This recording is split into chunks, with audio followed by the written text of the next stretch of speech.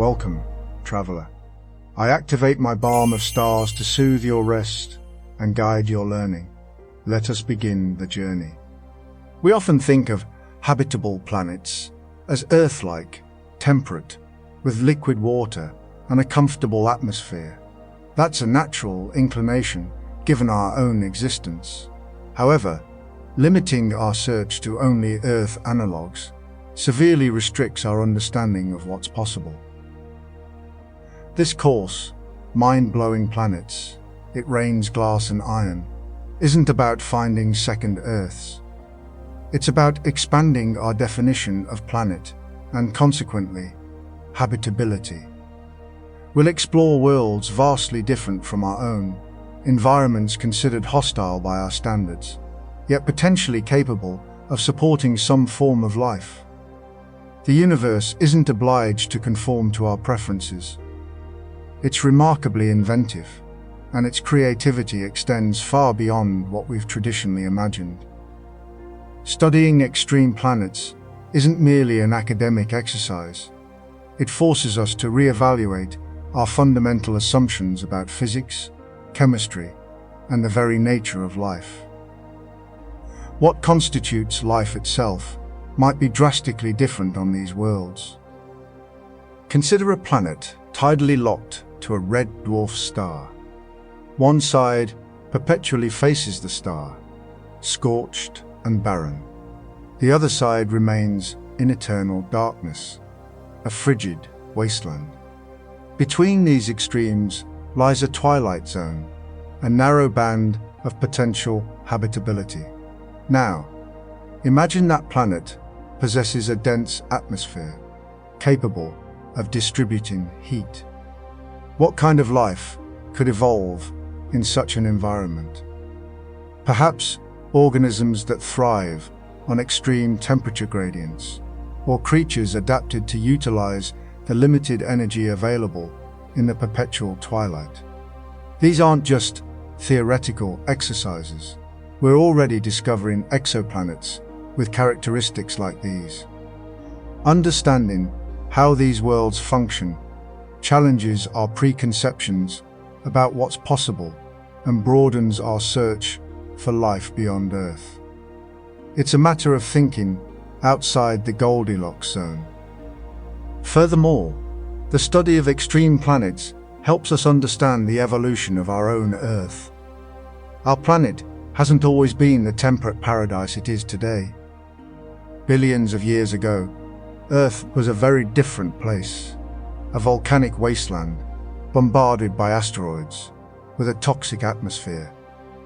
Life didn't just appear on a pre-made paradise. It adapted to, and even thrived in, extreme conditions. By studying the potential for life on other extreme planets, we gain insights into the origins and resilience of life on our own. It's a humbling perspective, reminding us that life is not a fragile accident, but a remarkably adaptable force. The more we learn about these alien worlds, the more we appreciate the incredible diversity and tenacity of life in the universe. This course will give you the tools to imagine those diverse landscapes. Throughout this course, we'll be exploring several fascinating exoplanets, each presenting unique challenges and possibilities. Let's start with WASP-121b. This hot Jupiter orbits incredibly close to its star, reaching temperatures of over 2,500 degrees Celsius. Its atmosphere is so hot that molecules are being torn apart, and it's literally evaporating into space, leaving a trail of escaping gas. We'll examine how such extreme heat affects atmospheric composition and the potential for any unusual chemical processes. Then there's GJ1214b, a water world covered in a deep ocean. While we don't know the precise composition of that ocean, it's likely very different from anything we've seen on Earth, potentially containing exotic forms of ice or even a supraionic water layer. We'll discuss the challenges of studying such a world and the implications for habitability. Kepler-186, often touted as Earth's cousin, orbits a red dwarf star in the habitable zone. However, red dwarfs are notoriously active, emitting powerful flares that could strip away a planet's atmosphere. We'll investigate the effects of these flares and the potential for atmospheric protection mechanisms. And then there's 55 Cancri e, a diamond planet composed primarily of carbon. While its surface temperature is incredibly high, we'll explore the possibility of unique chemical reactions occurring within its interior. These are just a few examples of the incredible diversity of exoplanets we'll be exploring. Each world presents a unique puzzle, requiring us to apply our understanding of physics, chemistry, and planetary science to unravel its mysteries. The key is to avoid Earth-centric thinking. Throughout this course, we'll also be examining the concept of planetary habitability in a broader context. It's not simply about finding planets with liquid water. We'll be exploring alternative solvents, such as ammonia or methane, and considering the possibility of life based on different biochemistries. We'll also delve into the role of atmospheric composition, magnetic fields, and geological activity in maintaining habitable conditions.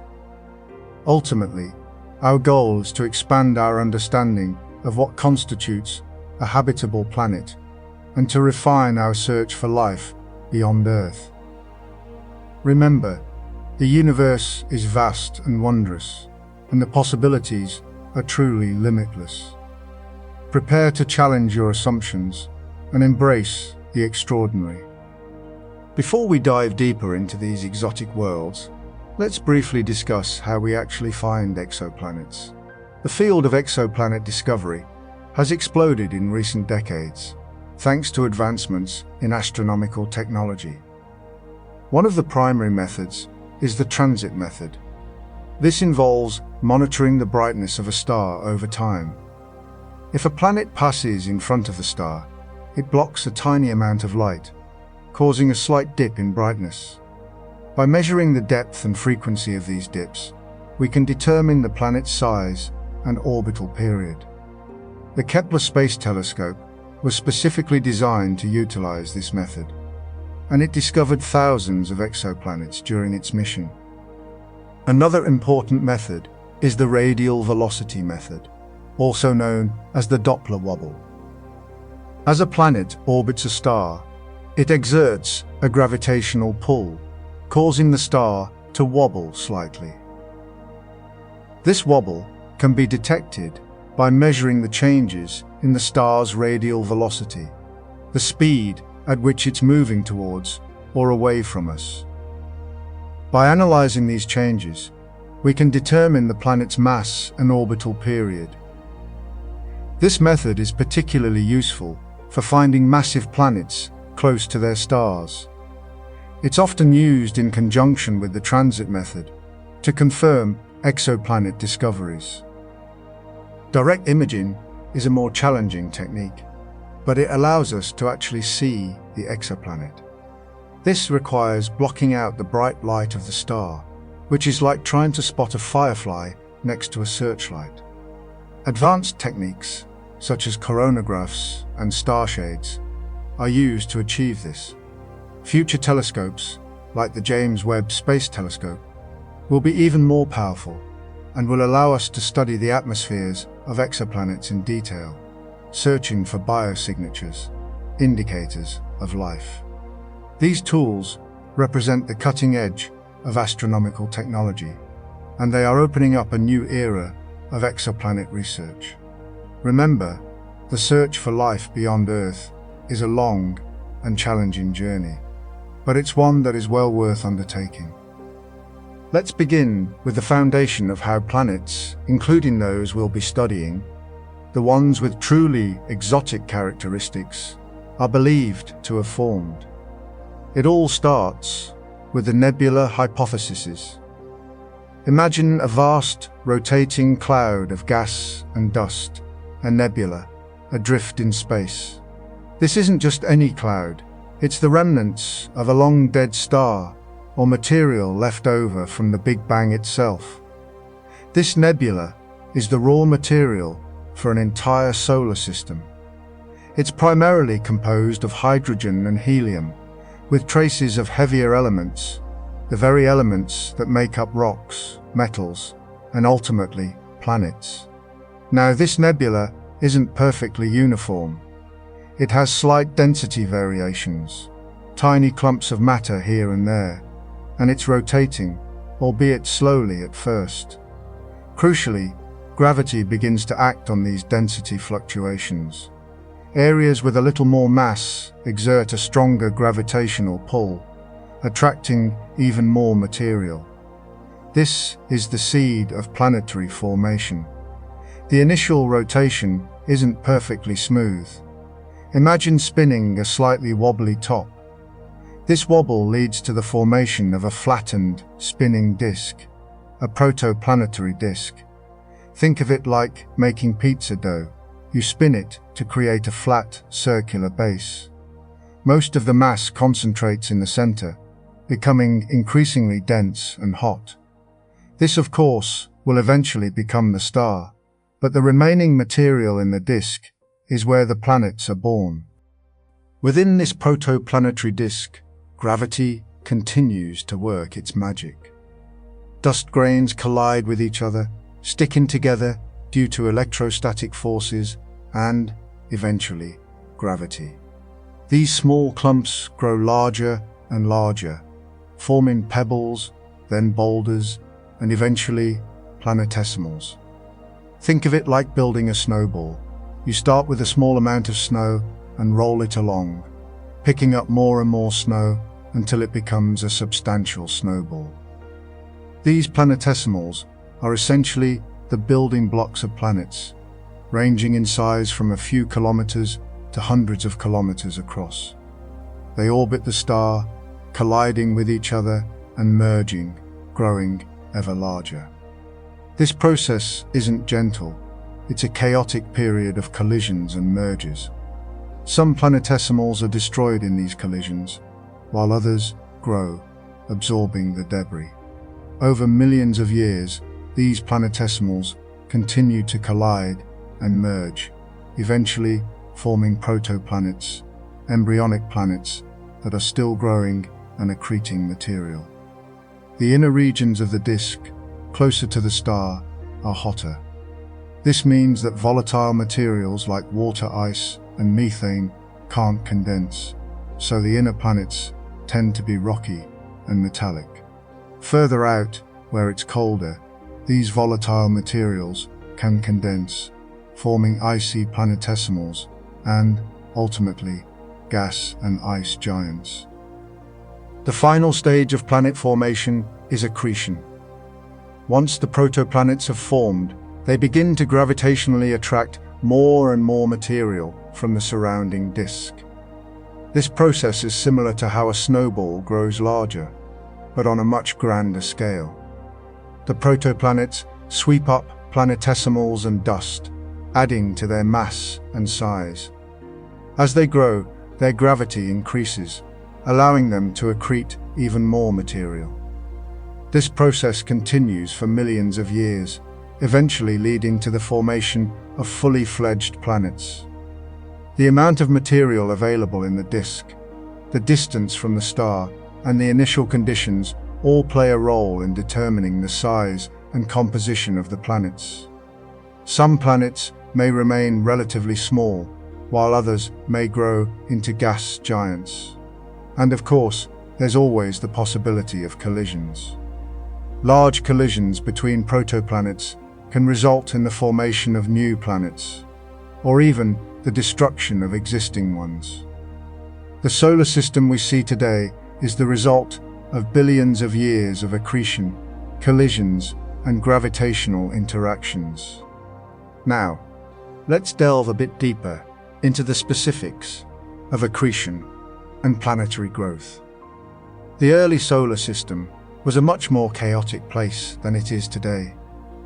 After the initial formation of protoplanets, there was a period known as the Late Heavy Bombardment. This was a time when the inner solar system was subjected to a barrage of asteroids and comets. These impacts played a crucial role in shaping the planets, adding to their mass, and delivering water and other volatile materials. The frequency and intensity of these impacts gradually decreased over time as the planets cleared out the debris in their orbits. But accretion didn't stop entirely. Even after the late heavy bombardment, planets continued to accrete material from smaller objects, such as asteroids and comets. This process is still ongoing today, although at a much slower rate. One important aspect of accretion is the role of runaway growth. This occurs when a few protoplanets become much larger than their neighbors. These larger protoplanets have a stronger gravitational pull, allowing them to accrete material at a faster rate. This creates a positive feedback loop, where the larger protoplanets grow even larger, eventually dominating the region. Another important factor in planetary growth is differentiation. This is the process by which a planet separates into different layers based on density. In the early stages of planetary formation, planets were likely molten or semi-molten. This allowed heavier materials, such as iron and nickel, to sink towards the center of the planet, forming a metallic core. Lighter materials, such as silicates, rose towards the surface, forming a rocky mantle and crust. This process of differentiation is responsible for the internal structure of planets, and it plays a crucial role in the generation of magnetic fields. The size of a planet also affects its ability to retain an atmosphere. Smaller planets have a weaker gravitational pull, making it difficult to hold on to gases. Larger planets, on the other hand, have a stronger gravitational pull, allowing them to retain a thick atmosphere. The composition of a planet's atmosphere can also affect its temperature and climate. For example, planets with a lot of greenhouse gases, such as carbon dioxide, tend to be warmer than planets with a thinner atmosphere. Finally, let's consider the role of tidal forces in planetary growth. Tidal forces are the gravitational forces exerted by a planet on its moons, and vice versa. These forces can cause moons to heat up internally, leading to volcanic activity and even the formation of subsurface oceans. In some cases, tidal forces can also cause moons to migrate inwards or outwards, altering their orbits. These interactions between planets and moons can have a significant impact on the evolution of planetary systems. For example, Jupiter's moon, Io, is the most volcanically active object in the solar system, due to the tidal forces exerted by Jupiter. The same principles apply to exoplanets, and understanding these interactions is crucial for characterizing their atmospheres and habitability. The complex interplay of these factors, accretion, differentiation, tidal forces, shapes the diversity of planets we observe, both within our solar system and beyond. Let's now turn our attention to planetary migration. The nice, neat arrangement of planets in our solar system might seem stable, but it wasn't always that way. Calculations and observations of other star systems suggest that planets can actually move inwards or outwards from their original orbits. This is driven by gravitational interactions with the protoplanetary disk or with other planets. Imagine a planet orbiting a star embedded in a disk of gas and dust.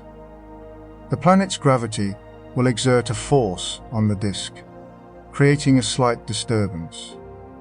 This disturbance can transfer angular momentum to the planet, causing it to migrate inwards. Similarly, interactions with other planets can cause them to migrate outwards or inwards, or even be ejected from the system altogether. This process is particularly common for gas giants, which have a strong gravitational influence on their surroundings. The discovery of hot Jupiters, gas giants orbiting very close to their stars, is a strong indication that planetary migration is a common phenomenon. Now, let's consider moons. Most planets in our solar system have moons, and these moons play an important role in the overall dynamics of the system. Moons can be captured asteroids or comets, or they can form in place from the same protoplanetary disk that formed the planet. Moons can also be formed by giant impacts, as is thought to be the case with Earth's moon. One important phenomenon is tidal locking. This occurs when a moon's rotation slows down until it becomes synchronized with its orbital period. As a result, the moon always presents the same face to the planet. Tidal locking can have a significant impact on the moon's internal structure and climate. For example, it can cause one side of the moon to be much warmer than the other. Moons can also influence the planet's tides and stability. Finally, let's consider the implications of these processes for exoplanetary systems. The discovery of thousands of exoplanets has revealed a remarkable diversity of planetary systems. Some of these systems are similar to our own, with planets orbiting in stable, circular orbits. Others are much more chaotic, with planets migrating, colliding, or being ejected from the system. Understanding these processes is crucial for characterizing the habitability of exoplanets. For example, a planet that has experienced significant migration may have a different climate than a planet that has remained in a stable orbit. Similarly, a planet that has a large moon may have more stable tides and a more habitable environment. By studying these processes, we can gain a better understanding of the formation and evolution of planetary systems, and ultimately, our place in the universe. Let's begin by considering how these hot Jupiters even come to be. Remember our discussions about planetary formation? In the traditional model, planets form within a protoplanetary disk, a swirling collection of gas and dust surrounding a young star. These materials collide, stick together, and gradually accrete, growing larger and larger over millions of years. Gas giants, like Jupiter in our own solar system, initially form further out from the star, where temperatures are cold enough for volatile compounds like water, ammonia, and methane to condense into ice. These ices greatly contribute to the planet's mass, allowing it to accrete vast amounts of hydrogen and helium. However, hot Jupiters present a puzzle.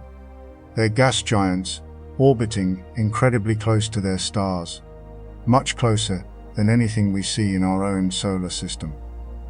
This proximity shouldn't be possible based on the traditional formation model. The leading explanation involves something called planetary migration. Imagine a planet forming relatively far from its star, as in the traditional model. But this planet isn't static. It interacts gravitationally with the remaining gas and dust in the protoplanetary disk. As the planet orbits, it exerts a gravitational pull on the surrounding material, creating a slight gap in the disk. This gap isn't empty, but the density of material is reduced. The planet then feels a gravitational pull from the remaining denser material, on its inner side, causing it to slowly spiral inwards. It's like a planet surfing on a wave of gas and dust. This process can continue until the planet ends up in a very close orbit around its star. There are different flavors of this migration theory, but the core idea is the same. Planets aren't necessarily born where we find them. They can move significantly over time. Now, let's also consider what happens if a planet doesn't migrate. Sometimes, a giant planet can form very close to its star from the beginning. This is less common, but it's possible under certain conditions. For example, if the protoplanetary disk is particularly massive and dense, a planet could accrete enough material close to the star to form a hot Jupiter. However, forming a gas giant so close to a star presents challenges. The intense radiation and tidal forces from the star can disrupt the accretion process. Also, closer to the star, it's harder for the gas to cool and condense, making it harder to build up a massive planet. It's a delicate balance of factors that can lead to the formation of these unusual worlds. Understanding these formation mechanisms is crucial for interpreting the data we gather from exoplanet observations. Now that we've considered how hot Jupiters form, let's explore what these close orbits mean for the planets themselves. Because they orbit so closely, hot Jupiters experience incredibly strong tidal forces from their stars. Tidal forces are essentially gravitational stretching and squeezing. Think about the tides on Earth. They're caused by the Moon's gravitational pull. On a hot Jupiter, these forces are much more extreme. The planet is constantly being stretched and squeezed, causing internal friction. This friction generates heat, a process called tidal heating. It's similar to bending a paperclip back and forth. It gets warm. But on a hot Jupiter, the scale is vastly different. The amount of heat generated can be enormous. This tidal heating has a profound effect on the planet's interior and surface. The heat can drive intense volcanism.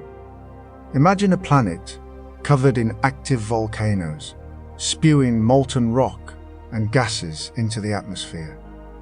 This volcanism can create a thick, hazy atmosphere and release large amounts of heat into space. It can also significantly alter the planet's composition. The intense heat can melt rocks and create vast oceans of magma beneath the surface. The volcanism can also contribute to the planet's atmospheric composition, releasing gases like sulfur dioxide and water vapor.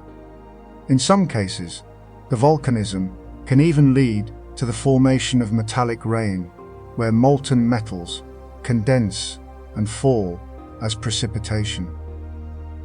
The resulting atmosphere on these planets is often dramatically different from anything we see in our solar system. It's typically very hot and turbulent, with strong winds and powerful storms. The atmosphere can also be enriched with heavy metals and other volatile compounds released by the volcanism. These atmospheres are also often opaque, making it difficult to observe the planet's surface directly. Detecting the composition of these atmospheres is crucial for understanding the planet's internal processes and its potential for habitability, although habitability is exceedingly unlikely given the extreme conditions. Studying exoplanet atmospheres is a cornerstone of our efforts to understand these distant worlds. However, it's an incredibly challenging task. These atmospheres are often very thin and distant, making them difficult to observe directly. We primarily rely on a technique called transmission spectroscopy. When a planet passes in front of its star, some of the star's light passes through the planet's atmosphere. Different gases in the atmosphere absorb different wavelengths of light, leaving a unique fingerprint in the transmitted light. By analyzing this fingerprint, we can determine the composition of the atmosphere. The data we collect from transmission spectroscopy isn't always easy to interpret. The signals are often very weak and noisy, and there are many factors that can affect the results. We need to carefully account for these factors to ensure that our interpretations are accurate. We also use other techniques, such as emission spectroscopy and phase curves, to learn more about exoplanet atmospheres. Emission spectroscopy measures the light emitted by the planet itself, while phase curves measure the amount of light reflected by the planet as it orbits its star. These techniques provide complementary information that helps us build a more complete picture of these distant worlds. What have we learned from these studies? We've discovered that exoplanet atmospheres are incredibly diverse. Some atmospheres are dominated by hydrogen and helium, while others contain large amounts of water vapor, carbon dioxide, and other molecules. We've also found evidence of clouds, hazes, and even rain on some exoplanets. These discoveries have revolutionized our understanding of planetary atmospheres and have challenged many of our preconceived notions about how planets form and evolve. It's a thrilling time to be studying exoplanets. Gas giants, unlike the rocky planets we're more familiar with, are largely composed of hydrogen and helium. These aren't the same elements as they exist on Earth. They're in a state we call gas, due to the relatively low temperatures compared to their enormous mass. But it's not just gas. The atmospheres of these planets are incredibly complex. Think of them as a series of layered shells, each with different temperatures, pressures, and compositions. Jupiter's bands, for instance, those striking stripes of color, aren't just pretty features. They represent areas of rising and falling gas, driven by intense internal heat and the planet's rapid rotation. The lighter colored zones are areas where warm gas is rising, while the darker belts are where cooler gas is sinking. This creates a continuous cycle of convection, much like boiling water. These convective processes cause incredibly strong winds, some of the fastest in the solar system, reaching hundreds of kilometers per hour. And these aren't just surface winds, they extend deep into the atmosphere, influencing the entire planet's weather patterns. Then you have the storms. Oh, the storms. Jupiter's Great Red Spot is the most famous example. A gigantic anticyclonic storm that's been raging for at least 300 years, possibly much longer. It's so large that several Earths could fit inside it. These storms aren't like Earth storms. They don't have a defined beginning and end in the same way. They're sustained by the planet's internal heat and the Coriolis effect, the deflection of moving objects due to the planet's rotation. Other gas giants, like Saturn and Uranus, also have storms, though they might be less dramatic or persistent. But they're all evidence of the incredible energy and dynamism of these planetary atmospheres. It's also important to note the presence of clouds, which are formed by different chemical compounds at different altitudes. On Jupiter, you have clouds of ammonia, ammonium hydrosulfide, and water. These compounds give the planet its characteristic banded appearance. The composition and altitude of these clouds provide valuable clues about the planet's atmospheric processes. Beyond the visible clouds and storms, gas giant atmospheres also contain various trace gases, such as methane, ethane, and acetylene. These gases absorb and emit radiation at specific wavelengths, allowing astronomers to study the composition and temperature of the atmosphere. And let's not forget about the auroras. Like Earth, gas giants also experience auroral displays, but they're far more powerful and complex.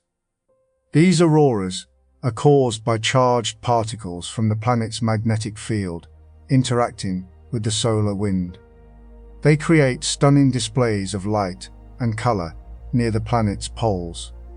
Understanding these atmospheric processes is crucial for understanding the overall evolution and habitability of gas giants, even though they themselves aren't considered habitable in the same way as rocky planets. But the atmospheres can influence conditions on any moons that orbit them, and that's where things get really interesting. Now, let's delve into something truly fascinating: metallic hydrogen. This isn't a naturally occurring substance you can find on Earth, at least not without immense pressure. Hydrogen, as we know it, is a gas. But when subjected to incredibly high pressures, millions of times the atmospheric pressure on Earth, something remarkable happens. The hydrogen atoms are squeezed so closely together that their electrons become delocalized, meaning they're no longer bound to individual atoms but can move freely throughout the material. This makes the hydrogen electrically conductive, essentially turning it into a metal. This is what we call metallic hydrogen. It's predicted to exist in the deep interiors of gas giants like Jupiter and Saturn, where the pressures are immense. The implications of metallic hydrogen are huge. It's predicted to be a superconducting material, meaning it can conduct electricity with no resistance. This could revolutionize energy transmission and storage if we could ever create and stabilize it on Earth. But more importantly, for our understanding of gas giants, it's believed to be responsible for their powerful magnetic fields. The movement of electrically conductive metallic hydrogen within the planet's interior generates electric currents, which in turn create a strong magnetic field. This is similar to how a dynamo works, a device that converts mechanical energy into electrical energy. The existence of metallic hydrogen remains largely theoretical, although there have been some experimental attempts to produce it in the lab under extreme pressures. Nonetheless, observations of gas giant magnetic fields strongly imply that it's a key part of their interiors. The strength and structure of these magnetic fields far exceed anything we've seen on Earth, and metallic hydrogen offers the most plausible explanation. So, while we haven't conclusively confirmed its existence, it continues to be a vital concept for understanding the internal structure and dynamics of gas giants, and it remains a primary focus for future research. Just like our own solar system, exoplanets, planets orbiting other stars, can also have magnetospheres. A magnetosphere is a region around a planet dominated by its magnetic field. It acts as a protective shield, deflecting harmful charged particles from the star, the stellar wind. This shielding is crucial for protecting any potential atmosphere and surface life. Without a magnetosphere, the stellar wind can strip away a planet's atmosphere over time, rendering it uninhabitable. The strength and structure of an exoplanet's magnetosphere depend on several factors, including the planet's internal structure, rotation rate, and the strength of the stellar wind. Detecting exoplanet magnetospheres is incredibly challenging. We can't directly see them with telescopes. Instead, astronomers rely on indirect methods. One technique involves observing how the star's magnetic field interacts with the planet. If a planet has a strong magnetosphere, it can disrupt the star's magnetic field, creating observable distortions. Another method involves looking for radio emissions from the planet.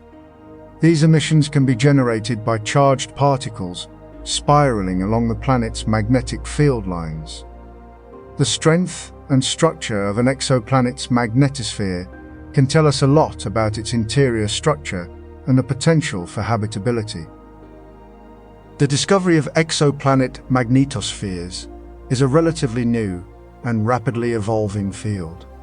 As our telescopes become more powerful and our observational techniques become more sophisticated, we're beginning to unravel the mysteries of these distant worlds.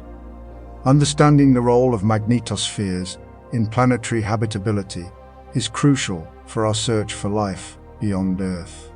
A strong magnetosphere is not a guarantee of habitability, but it's certainly a key ingredient.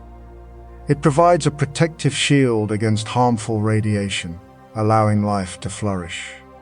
So, as we continue to explore the vast universe, we'll undoubtedly discover more exoplanets with fascinating and complex magnetospheres, bringing us closer to answering the age-old question: are we alone? Water, as we understand it, isn't merely a byproduct of planetary formation, but a fundamental architect. Its presence, or absence, dramatically shapes a planet's entire evolution. Consider the very building blocks, planetesimals, those early, rocky precursors to planets. The waterline, if you will, determined their composition. Those forming closer to the Sun experienced temperatures too high for water to condense as ice. They became rocky, terrestrial planets. Further out, beyond the frost line, water could exist as ice, dramatically increasing the available building material. This abundance of ice wasn't just about volume, it also influenced density. Ices are less dense than rock, allowing these outer planetesimals to accrete more material, eventually becoming gas giants, behemoths like Jupiter and Saturn. But even within those rocky planets, the initial water content mattered. It influenced mantle convection, plate tectonics, and ultimately, the emergence of conditions suitable for life. A dry planet, like Mars, lost its atmosphere and became a cold, desolate world. Earth, with its abundant water, retained a substantial atmosphere and fostered the complex chemistry necessary for life to arise. It's a delicate balance, and the amount of water a planet receives during its formation is a crucial determinant of its fate. Water isn't just on the surface, of course. A significant amount can be locked within a planet's interior, bound within minerals, or existing as vast subsurface oceans. This hidden water plays a critical role in a planet's thermal evolution. Water has a high heat capacity, meaning it takes a lot of energy to change its temperature. This acts like a planetary thermostat, moderating temperature swings and helping to distribute heat from the core. The presence of water within the mantle also lowers its viscosity, making it easier for convection to occur, the driving force behind plate tectonics and volcanism. Without water, the mantle would be far more rigid, stifling these processes. But it's not just about thermal regulation. Subsurface oceans can also act as reservoirs of chemical energy, providing a potential environment for life even in the absence of sunlight. We believe that Enceladus and Europa, moons of Saturn and Jupiter respectively, harbor vast subsurface oceans, and the possibility of life within them is a primary driver of ongoing exploration.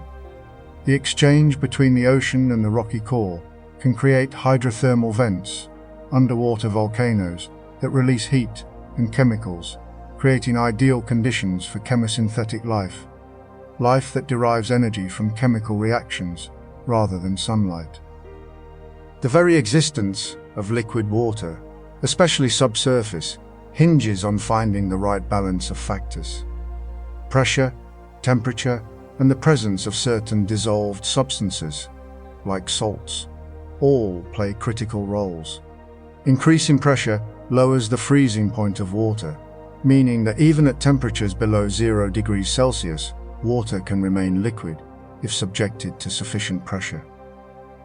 This is particularly important for subsurface oceans, which are often located beneath kilometers of ice and rock, subjected to enormous pressures.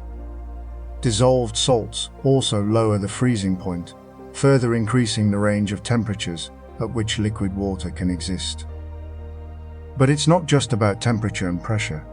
Internal heating sources are also crucial. Radiogenic heating, the decay of radioactive elements within the planet's core, provides a continuous source of energy. Tidal heating, which we'll discuss in detail shortly, is another important source, particularly for moons orbiting gas giants.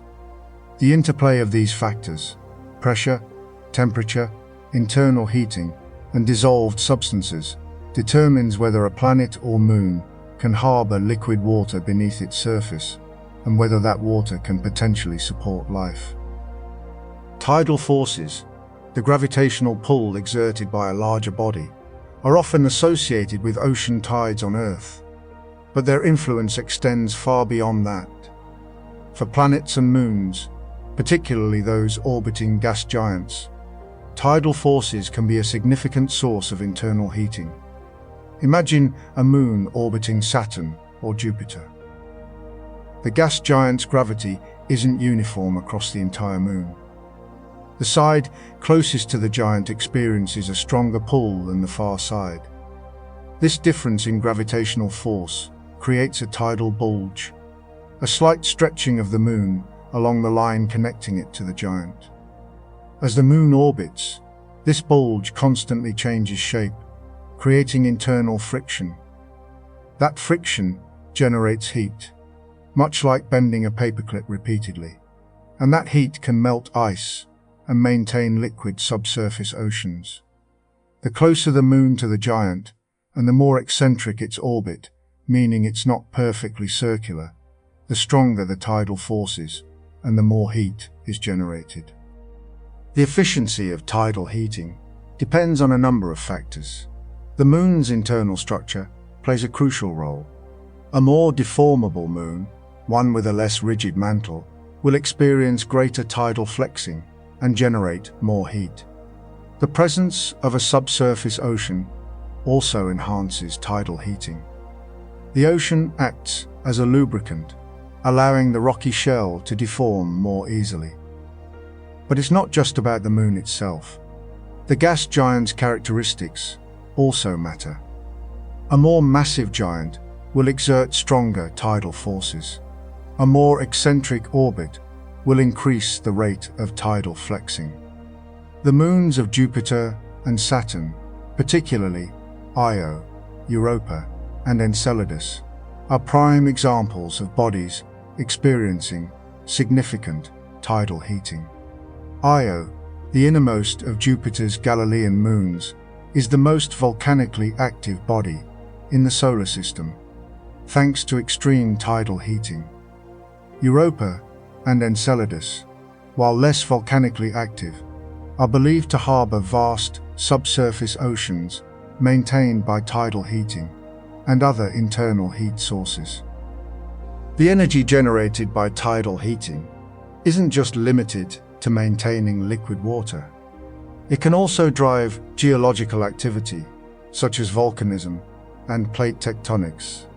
On Io, tidal heating is responsible for the hundreds of active volcanoes that dot its surface.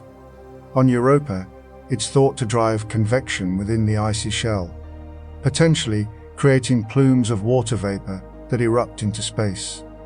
These plumes, if confirmed, would provide a direct way to sample the ocean without having to drill through kilometers of ice.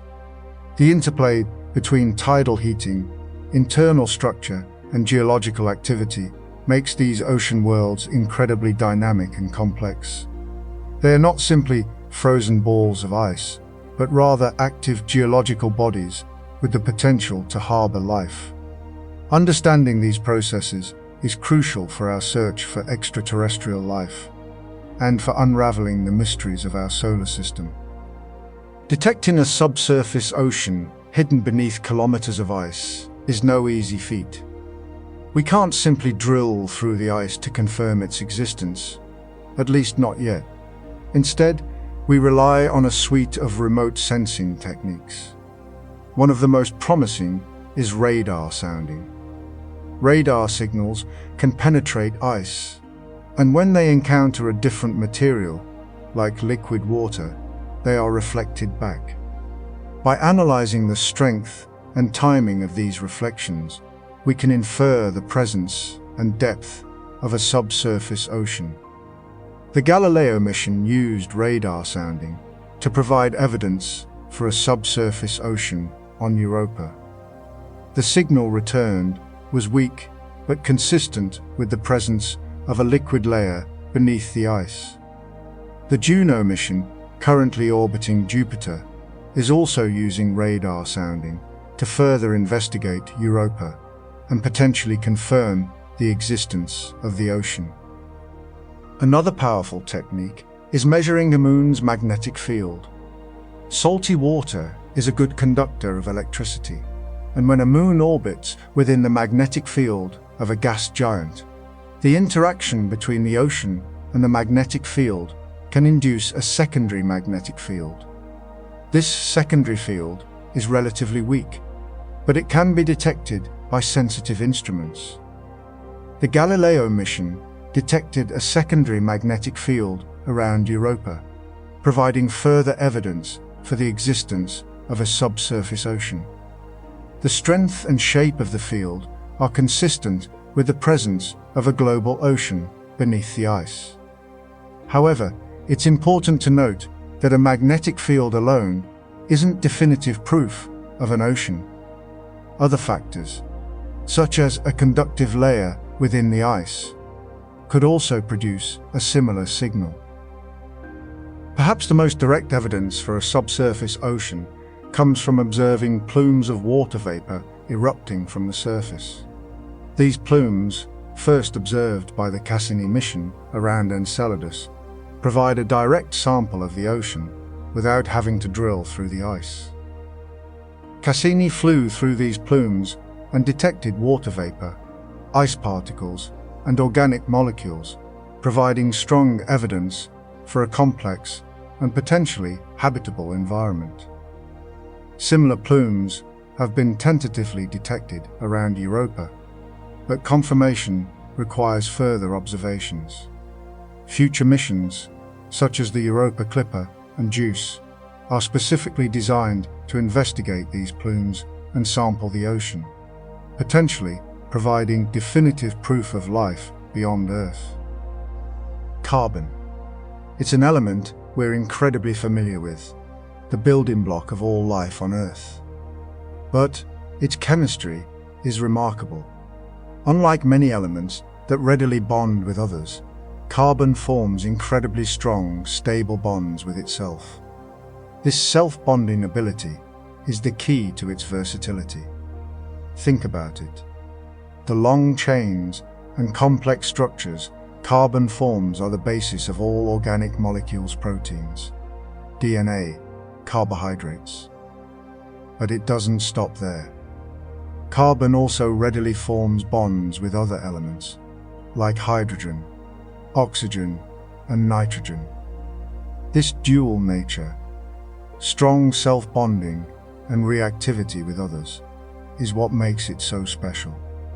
Now, what happens when we take this chemistry and apply it to the immense pressures and temperatures within a planet? That's where things get really interesting. It's not simply about organic life. It's about potentially forming entirely new planetary compositions. We're moving beyond the familiar silicates and metals that dominate rocky planets like Earth and Mars. Carbon's allotrope, different structural forms of the same element, illustrate its versatility. We have graphite, the soft material in pencils; diamond, one of the hardest known substances; fullerenes like buckyballs; and more recently discovered materials like carbon nanotubes. Each allotrope has unique properties, dictated by how the carbon atoms are bonded. Now, imagine subjecting carbon to millions of atmospheres of pressure and extreme heat. The bonds rearrange, forming even more exotic structures. Graphite, usually layered, compresses into a much denser form.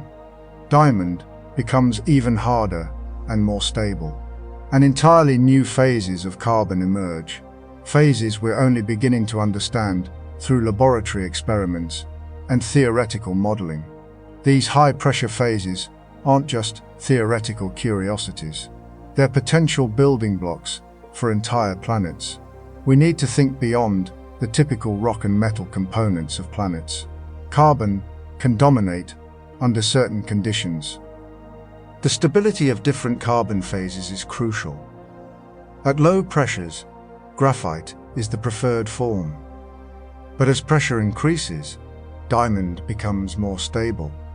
And beyond certain thresholds, even diamond becomes unstable, transitioning to even denser, more exotic phases. These phases, like hexagonal diamond and beta carbon, have incredible preperse A superhardness, extreme density, and even superconductivity. They're also extremely difficult to study, as they only exist under conditions that are almost impossible to replicate on Earth. That's where computational modeling comes in.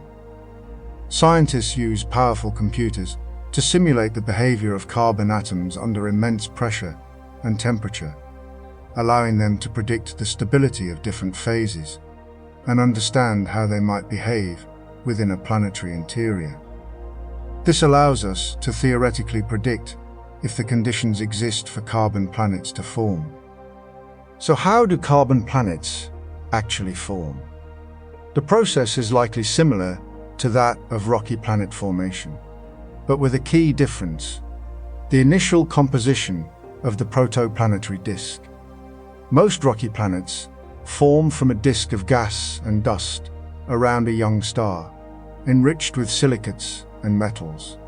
But a carbon planet would need to form in a disk that is significantly enriched in carbon, perhaps from the remnants of a massive carbon-rich star that exploded as a supernova. This creates a unique environment with a much higher carbon-to-oxygen ratio than what we typically see in planet-forming disks. It's like starting with a different recipe. Instead of a silicate base, we have a carbon base. As the carbon-rich disk evolves, dust grains begin to collide and stick together, forming larger and larger aggregates. This process, called accretion, is similar to how snowballs form. Small flakes collide and accumulate, eventually becoming a larger mass. In a carbon-rich disk, these aggregates would be primarily composed of carbon compounds rather than silicates. As the mass grows, gravity takes over, pulling in more material and accelerating the accretion process. Eventually, a protoplanet begins to form a carbon-rich body that is destined to become a planet. It is important to note that at this point, the planet would still be molten due to the extreme heat generated by accretion and the radioactive decay of elements within the planet's interior. This molten state is important because it allows the carbon atoms to rearrange and form the high-pressure phases we discussed earlier. The final stage of carbon planet formation involves planetary differentiation, the process by which the planet separates into different layers based on density. In a carbon planet, the core would likely be composed of the densest carbon phases, like hexagonal diamond and beta carbon. The mantle would be composed of less dense carbon compounds, and the crust would be composed of even lighter materials. This layering is crucial for understanding the planet's internal structure and its potential for geological activity. It's important to remember that this is a simplified picture.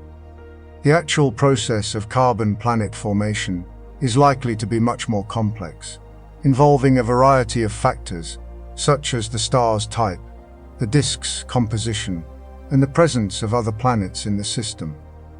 Understanding the properties of carbon under extreme pressure requires a specialized field called high-pressure mineralogy. Scientists use powerful devices, like diamond anvil cells, to recreate the conditions found deep within planetary interiors. These cells use two tiny diamonds to squeeze a sample of material to millions of atmospheres of pressure. Simultaneously, they use lasers or other heating methods to raise the temperature to thousands of degrees Celsius. This allows them to study how materials behave under conditions that are impossible to replicate on Earth's surface. These experiments are crucial for determining the stability of different carbon phases and understanding their role in planetary formation and evolution. High-pressure mineralogy has revealed a surprising array of exotic carbon phases, each with unique properties. For example, beta carbon, also known as glassy carbon, is an amorphous form of carbon that is incredibly hard and durable. Hexagonal diamond, a different structural arrangement of carbon atoms than the familiar cubic diamond, is even harder and more stable at extreme pressures. These phases are not just theoretical curiosities, they are potential building blocks for entire planets. The specific combination of phases present in a carbon planet's interior would determine its density, its internal heat flow, and its potential for geological activity.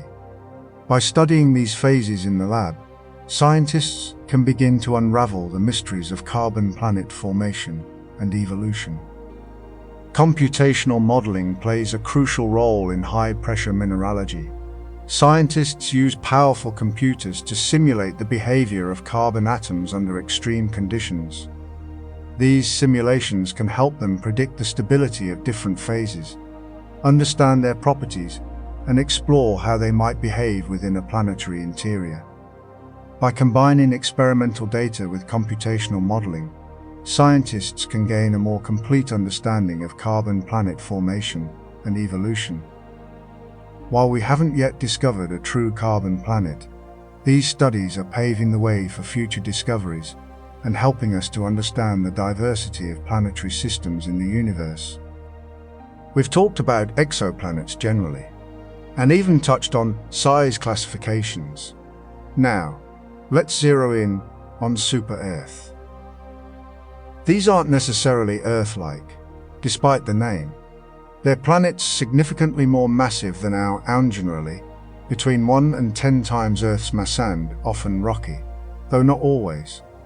What makes them particularly interesting and crucial to understanding extreme weather is their potential for incredibly dense atmospheres. The increased gravity of a super-Earth allows it to hold on to much more atmospheric gas than Earth can.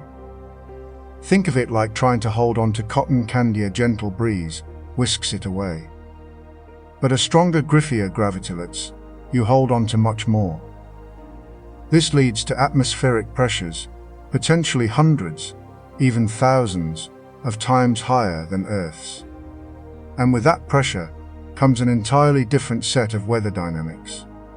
It's not just about stronger winds, it's about fundamentally different states of matter within the atmosphere. Gases become supercritical fluids, behaving neither strictly like a gas nor a liquid. This affects everything: how heat is distributed, how clouds form, and ultimately, what kind of storms can brew. The composition of these atmospheres is also vital. While Earth's atmosphere is largely nitrogen and oxygen, super-Earth atmospheres can be dominated by hydrogen and helium, or even heavier elements like water vapor and carbon dioxide, depending on the planet's formation and location. A hydrogen-helium atmosphere under immense pressure becomes incredibly buoyant. This means that even relatively small amounts of energy input from stellar radiation, for example, can drive powerful convective currents. Think of a lava lamp. The heated fluid rises, cools, and sinks. Now imagine that process happening on a planetary scale, with atmospheric layers hundreds of kilometers thick. The resulting weather systems are far more energetic and chaotic than anything we experience on Earth. Furthermore, the presence of heavier elements introduces new possibilities. For instance, A planet with a substantial water vapor atmosphere could experience diamond rain phenomenon, where carbon atoms, under extreme pressure, crystallize into diamonds as they fall through the atmosphere. It sounds like science fiction, but it's a theoretically plausible scenario on certain super-Earths. Now, let's consider the star these super-Earths orbit. Many super-Earths are found orbiting red dwarf stars much smaller and cooler than our Sun. While this means less overall energy input, red dwarfs also emit a lot of fluorescent bursts of radiation. These flares can strip away planetary atmospheres, but they can also inject huge amounts of energy into the atmosphere, triggering intense storms and atmospheric heating. A planet constantly bombarded by stellar flares will have a very different weather pattern than one orbiting a stable star like our Sun. The atmosphere is constantly being energized and disrupted, leading to unpredictable and potentially catastrophic weather events. And finally, the planet's rotation plays a role. A slowly rotating planet will have weaker Coriolis forces that deflect moving objects, which can lead to the formation of very large-scale weather systems. These systems could span entire hemispheres, creating truly planetary-scale storms. On Earth, we're familiar with storms, system hurricanes, typhoons, mid-latitude cyclones driven by temperature differences, and the Coriolis effect. These systems are impressive, but on super-Earths, they can be orders of magnitude more powerful.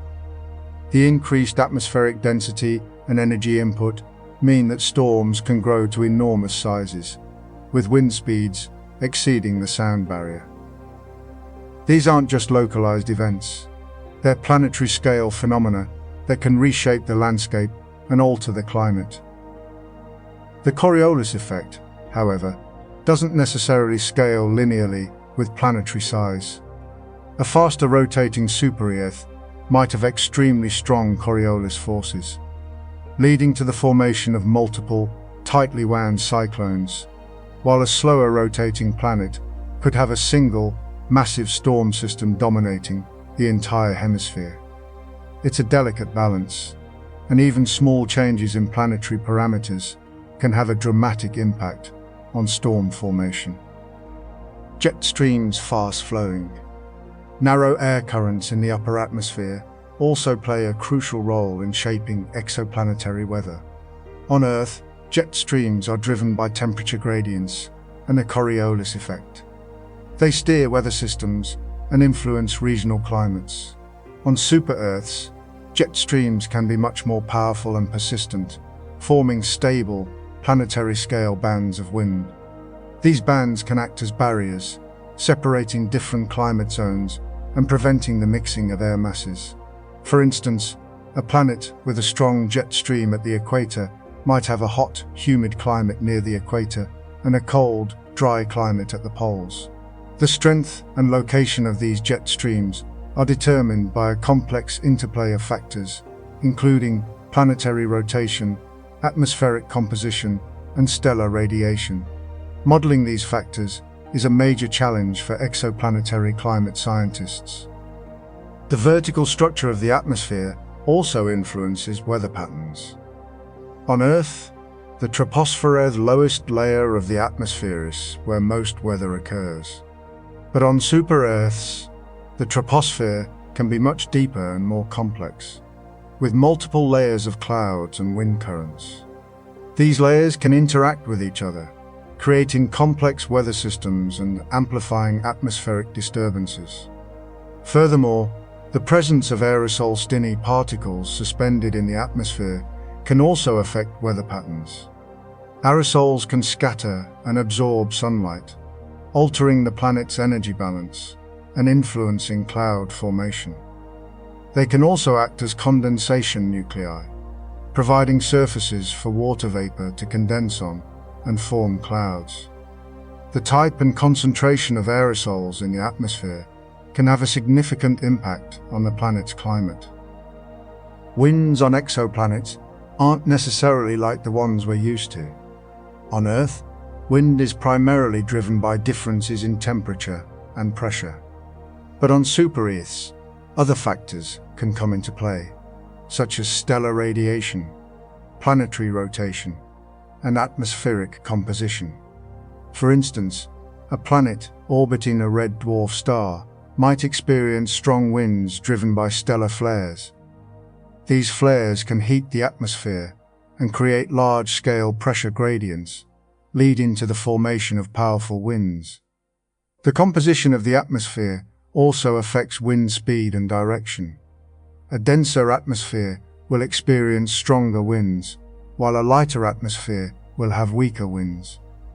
The presence of aerosols can also affect wind patterns, as they can scatter and absorb sunlight, altering the planet's energy balance. Clouds on exoplanets are also likely to be very different from the ones we see on Earth.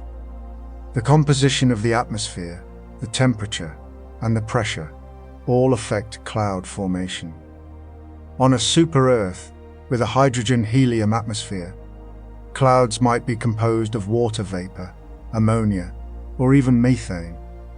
On a planet with a rocky atmosphere, clouds might be composed of silicate dust or metallic particles. The height and thickness of the clouds also vary depending on the planet's climate. A hot, humid planet might have thick, low-lying clouds, while a cold, dry planet might have thin, high-altitude clouds. The presence of clouds can have a significant impact on the planet's climate, as they can reflect sunlight and cool the planet. Modeling exoplanetary clouds and winds is a major challenge for climate scientists. These processes are complex and involve many different factors. Scientists use sophisticated computer models to simulate exoplanetary climates and predict how clouds and winds will behave. These models are constantly being refined as scientists learn more about exoplanets. One of the biggest challenges is dealing with the uncertainties in the data. We don't know much about the atmospheres of exoplanets, so we have to make assumptions about their composition, temperature, and pressure. These assumptions can affect the accuracy of the models.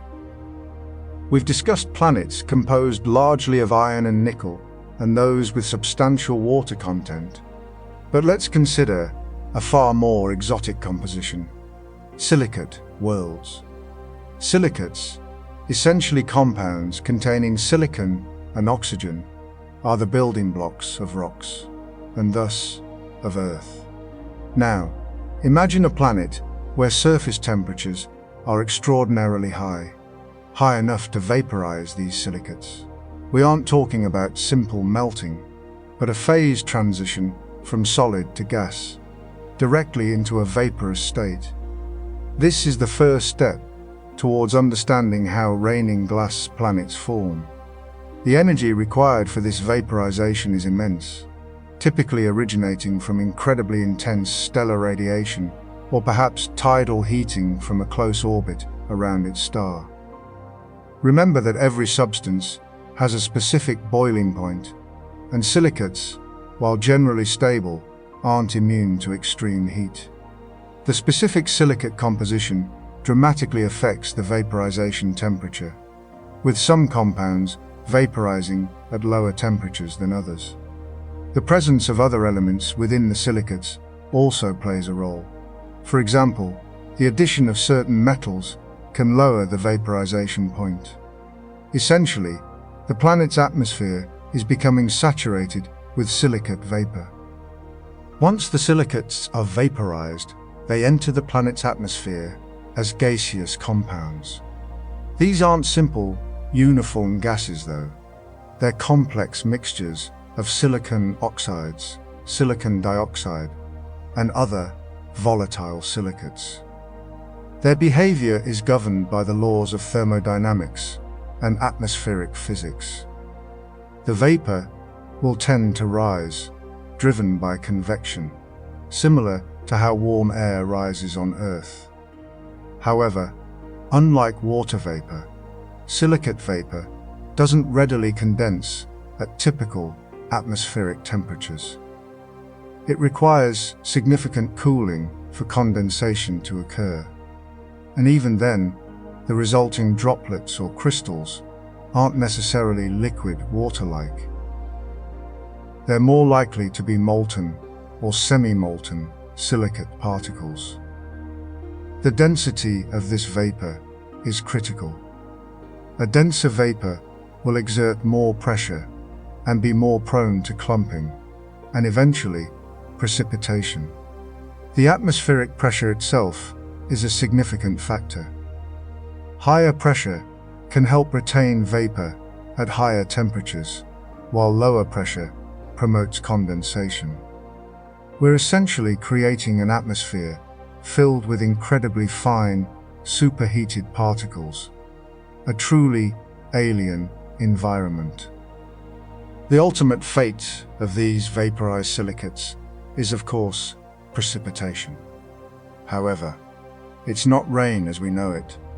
Due to the high temperatures and unique chemical properties, the precipitation takes the form of molten or semi-molten silicate droplets or crystals.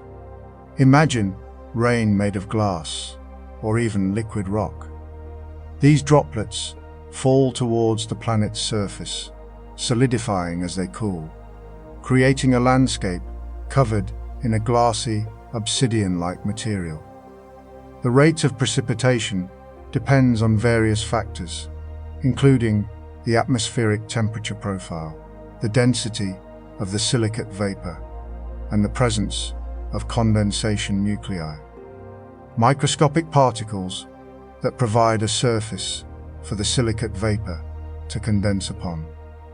These nuclei could be dust particles, other silicate compounds, or even metallic fragments. The impact of this precipitation on the planet's surface would be dramatic, sculpting the landscape and creating unique geological formations. This isn't a gentle drizzle, it's a continuous bombardment of molten material, constantly reshaping the world below. Understanding atmospheric temperature profiles is crucial to understanding how silicate rain forms. On Earth, the temperature generally decreases with altitude in the troposphere, but on these extreme worlds, the temperature profile can be far more complex. A key factor is the stellar radiation received by the planet. Planets orbiting close to their stars will have significantly hotter upper atmospheres. This can create a temperature inversion, a layer of warmer air above cooler air. Inversions suppress convection, preventing the silicate vapor from rising and condensing. Conversely, a steep temperature gradient, a rapid decrease in temperature with altitude, promotes convection and encourages condensation. However, even with a steep gradient, the upper atmosphere can still be hot enough to prevent condensation at higher altitudes, creating a condensation ceiling. Another crucial aspect is radiative cooling. Planets radiate heat into space, cooling their atmospheres. The efficiency of this cooling depends on the atmospheric composition and the presence of greenhouse gases. If the atmosphere contains abundant greenhouse gases, it will trap heat, preventing radiative cooling and maintaining a high temperature. This can suppress condensation and prevent the formation of silicate rain. However, some gases can also act as condensation nuclei, promoting the formation of silicate droplets. It's a complex interplay of factors. The specific atmospheric composition also dictates the absorption of stellar radiation. Different gases absorb radiation at different wavelengths, affecting the temperature profile and the amount of energy available for vaporization and condensation. Furthermore, atmospheric circulation patterns, winds and convection currents play a vital role in distributing heat and moisture, influencing the location and intensity of silicate rain. The planet's topography also significantly influences the temperature profile. Higher elevations tend to be colder, while lower elevations tend to be warmer. This can create localized regions of condensation and precipitation. Mountain ranges can also act as barriers to atmospheric circulation, creating rain shadows, regions of dry air on the leeward side of the mountains. The planet's rotation also plays a role, creating Coriolis forces that deflect winds and influence atmospheric circulation patterns. These forces can create large-scale weather systems and localized regions of high and low pressure. Finally, any internal heat source, such as radioactive decay or tidal heating, can contribute to the planet's overall temperature and influence the atmospheric profile. These internal heat sources can create localized regions of high temperature and promote volcanic activity, further contributing to the atmospheric composition and temperature. Condensation, the process by which silicate vapor transforms into liquid or solid particles, is the crucial first step in forming silicate rain. However, unlike water condensation, which occurs readily at relatively low temperatures, silicate condensation requires significantly higher temperatures and the presence of condensation nuclei. These nuclei provide a surface for the silicate vapor to condense upon, reducing the energy barrier for condensation. Common condensation nuclei include dust particles, other silicate compounds, and even metallic fragments. The size and composition of these nuclei influence the size and composition of the resulting silicate droplets. Once the silicate vapor condenses, the resulting droplets or crystals begin to grow. This growth occurs through two primary mechanisms: condensation and coalescence. Condensation is the process by which silicate vapor molecules adhere to the surface of the condensation nuclei or existing droplets, adding to their mass. Coalescence is the process by which smaller droplets collide and merge, forming larger droplets. Both of these processes are influenced by factors such as temperature, pressure, and the presence of electric fields. As the silicate droplets grow, they become heavy enough to overcome the upward drag force of the atmosphere and begin to fall towards the planet's surface. The size of the droplets influences their fall velocity. Larger droplets fall faster than smaller droplets. The shape of the droplets fall faster than irregularly shaped droplets. The atmosphere's density and viscosity also influence the fall velocity. A denser atmosphere provides more drag, slowing the fall velocity. A more viscous atmosphere provides more resistance, slowing the fall velocity. As the silicate rain falls towards the planet's surface, it can undergo several transformations. The droplets can evaporate, condense, or coalesce. They can also be affected by electric fields and wind shear. As the droplets impact the planet's surface, they can create craters, melt rock, and release gases. The impact of the silicate rain can dramatically reshape the planet's landscape over time. The resulting landscape would be characterized by vast plains of glassy, obsidian-like material, towering mountains of solidified silicate, and deep canyons carved by the relentless bombardment of molten rain. This would be a truly alien and otherworldly environment, a testament to the power and beauty of extreme planetary processes. When a planet first forms, it's a chaotic mix of materials, gas, dust, and molten rock. Think of it like a cosmic soup, all stirred together. But gravity, that relentless force, begins to sort things out. This process is called planetary differentiation, and it's fundamental to understanding why planets have the structures they do.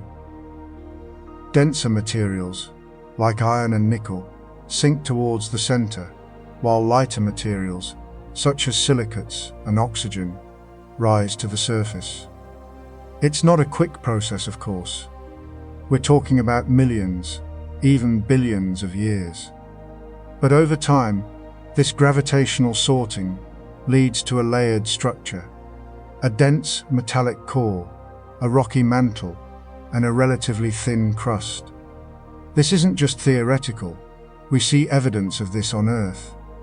Seismic waves, those vibrations that travel through the planet, behave differently as they pass through different layers, confirming the existence of a core, mantle, and crust. And while we can't directly observe the interiors of exoplanets, we can infer their structures based on their mass, radius, and other observable properties. Understanding differentiation is the first step to understanding how exotic phenomena, like metallic rain, can even occur. The core itself isn't a single, uniform mass. It's often divided into two parts, a solid inner core and a liquid outer core.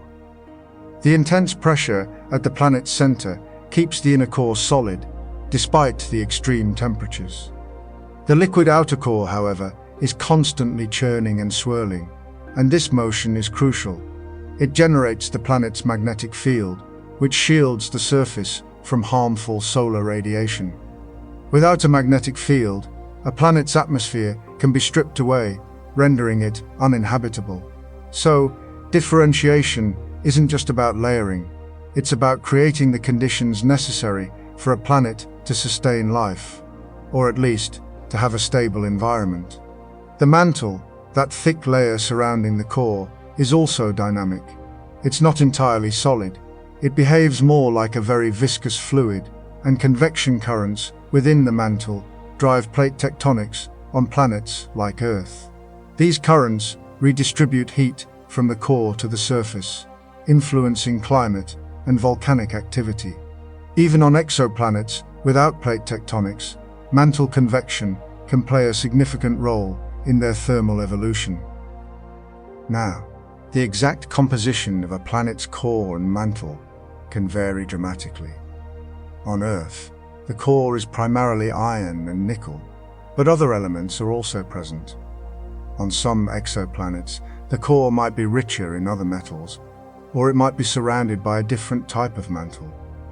These variations can have a profound impact on the planet's magnetic field, its thermal evolution, and its overall habitability.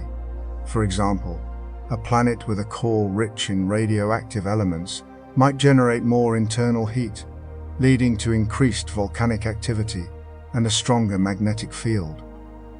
Conversely, a planet with a core depleted of radioactive elements might cool more quickly, leading to a weaker magnetic field and a less dynamic atmosphere. These subtle differences, determined by the initial conditions of planetary formation and the subsequent processes of differentiation, can ultimately determine whether a planet is a vibrant, dynamic world or a cold, barren rock. So, how does metallic rain actually form? It all comes down to temperature, pressure, and the composition of the planet's atmosphere. On Earth, rain forms when water vapor in the atmosphere cools and condenses into liquid water droplets. But on some exoplanets, particularly hot Jupiters, the conditions are very different. These planets are incredibly hot, with temperatures reaching thousands of degrees Celsius. At these temperatures, metals like iron and silicon aren't solid. They're vaporized, existing as gases in the atmosphere. As you move deeper into the atmosphere, the temperature and pressure increase. This causes the metal vapor to condense, forming liquid metal droplets. These droplets then fall downwards through the increasingly dense atmosphere, eventually reaching the planet's interior. The key here is the abundance of metals in the atmosphere. For metallic rain to occur, the atmosphere must be rich in metals like iron, silicon, and magnesium. These metals are likely to be present in the atmospheres of hot Jupiters, as they are thought to have formed from the accretion of gas and dust from a protoplanetary disk. The dust in these disks is rich in metals, and some of these metals are likely to have been vaporized and incorporated into the planet's atmosphere during its formation. Now, the amount of metallic rain that falls on a hot Jupiter can vary significantly. It depends on the temperature and pressure of the atmosphere, the abundance of metals, and the planet's overall composition. On some planets, the metallic rain might be a relatively rare phenomenon, occurring only in localized areas. On others, it might be a continuous, planet-wide event. Interestingly, the metallic rain doesn't necessarily reach the planet's surface. In some cases, it might evaporate before it reaches the lower layers of the atmosphere. This is because the temperature and pressure increase with depth, and the metallic rain might reach a point where it can no longer exist in liquid form. However, even if the metallic rain evaporates, it can still have a significant impact on the planet's atmosphere. The evaporation process absorbs energy from the atmosphere, which can help to regulate the planet's temperature. Furthermore, the metallic vapor can contribute to the formation of clouds and other atmospheric phenomena. A planet's magnetic field is like an invisible shield, protecting its atmosphere from harmful charged particles emitted by its star. This is particularly important for planets orbiting close to their stars, as they are exposed to a much stronger stellar wind. The strength and configuration of a planet's magnetic field depend on several factors, including its internal structure, its rotation rate, and the composition of its core. Planets with a liquid, electrically conductive core are more likely to have a strong magnetic field. This is because the motion of the liquid metal generates electric currents, which in turn create a magnetic field. Earth's magnetic field is generated in this way by the motion of liquid iron in its outer core. The configuration of a planet's magnetic field can also vary. Some planets have a simple dipole field, like Earth, with magnetic north and south poles. Others have more complex fields, with multiple poles and intricate patterns. The presence of metallic rain can actually influence a planet's magnetic field. The falling metal droplets can contribute to the electric currents in the planet's interior, which can strengthen the magnetic field. However, the exact effect of metallic rain on a planet's magnetic field is still uncertain and is an active area of research. Detecting magnetic fields of exoplanets is a major challenge. We can't directly measure them with current technology. However, we can infer their presence by observing the effects they have on the star's magnetic field and the planet's atmosphere. For example, we can look for evidence of auroras, which are caused by charged particles interacting with the planet's magnetic field and atmosphere. We can also observe changes in the star's magnetic field as the planet orbits it. These observations can provide valuable insights into the internal structure and evolution of exoplanets. Let's look at WASP-76b, a hot Jupiter that provides a compelling case study for understanding metallic rain. This planet is incredibly hot, with a dayside temperature exceeding 2,400 degrees Celsius. Observations using the Very Large Telescope have detected iron vapor in its atmosphere, and researchers believe that iron droplets are actually raining out on the planet's night side. The extreme temperature difference between the day side and night side of WASP-76b drives these conditions. On the day side, iron is vaporized due to the intense heat. As the iron vapor flows to the cooler night side, it condenses into liquid droplets, forming metallic rain. This process not only showcases the possibility of metallic rain on exoplanets, but also provides insights into the atmospheric circulation and chemical composition of these distant worlds. While direct measurements of WASP-76b's magnetic field are still lacking, scientists speculate that its metallic rain could contribute to a stronger magnetic field. Further research and observations are needed to confirm this hypothesis and to fully understand the complex interplay between metallic rain, magnetic fields, and atmospheric conditions on this fascinating exoplanet. Let's begin by understanding how we see what distant worlds are made of, even though we can't physically visit them. The key is light, or rather, the analysis of light.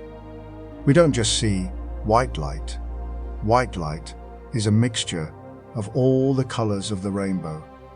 When light interacts with matter, any substance, specific colors are absorbed and others are reflected or emitted.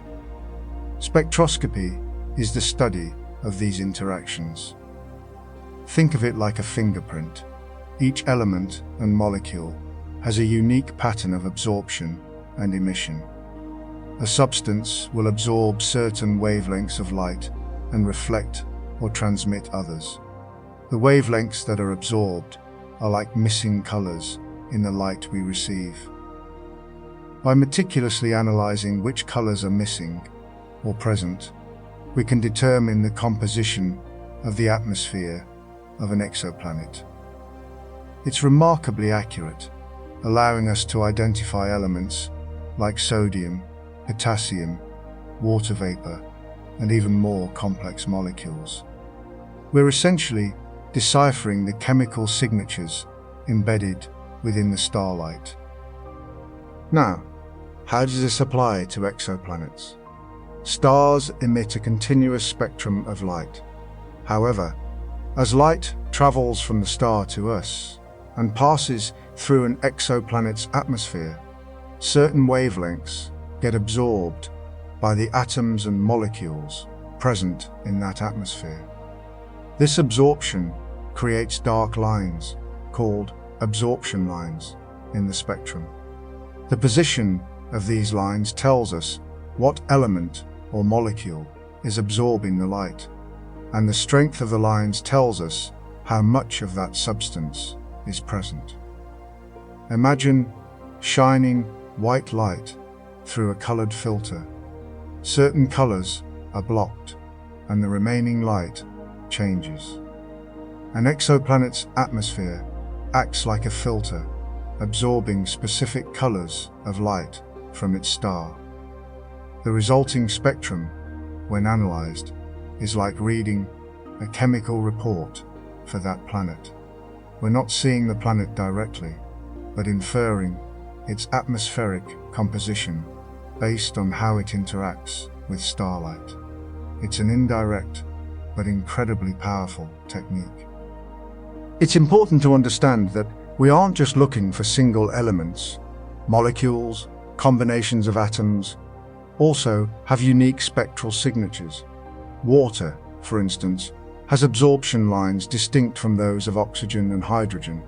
Detecting these molecular signatures is crucial because they can tell us about the potential for habitability. Furthermore, the width of the spectral lines can give us information about the temperature and pressure of the atmosphere. Broad lines typically indicate higher temperatures and pressures, while narrow lines suggest cooler, lower pressure environments. So, spectroscopy isn't just about what is there, but how it's existing. It's a remarkably detailed form of remote sensing, allowing us to paint a surprisingly vivid picture of worlds light years away. Now let's delve into how we actually perform this atmospheric analysis. One of the most common techniques is called transit spectroscopy. This relies on the fortunate alignment of an exoplanet passing in front of its star from our perspective.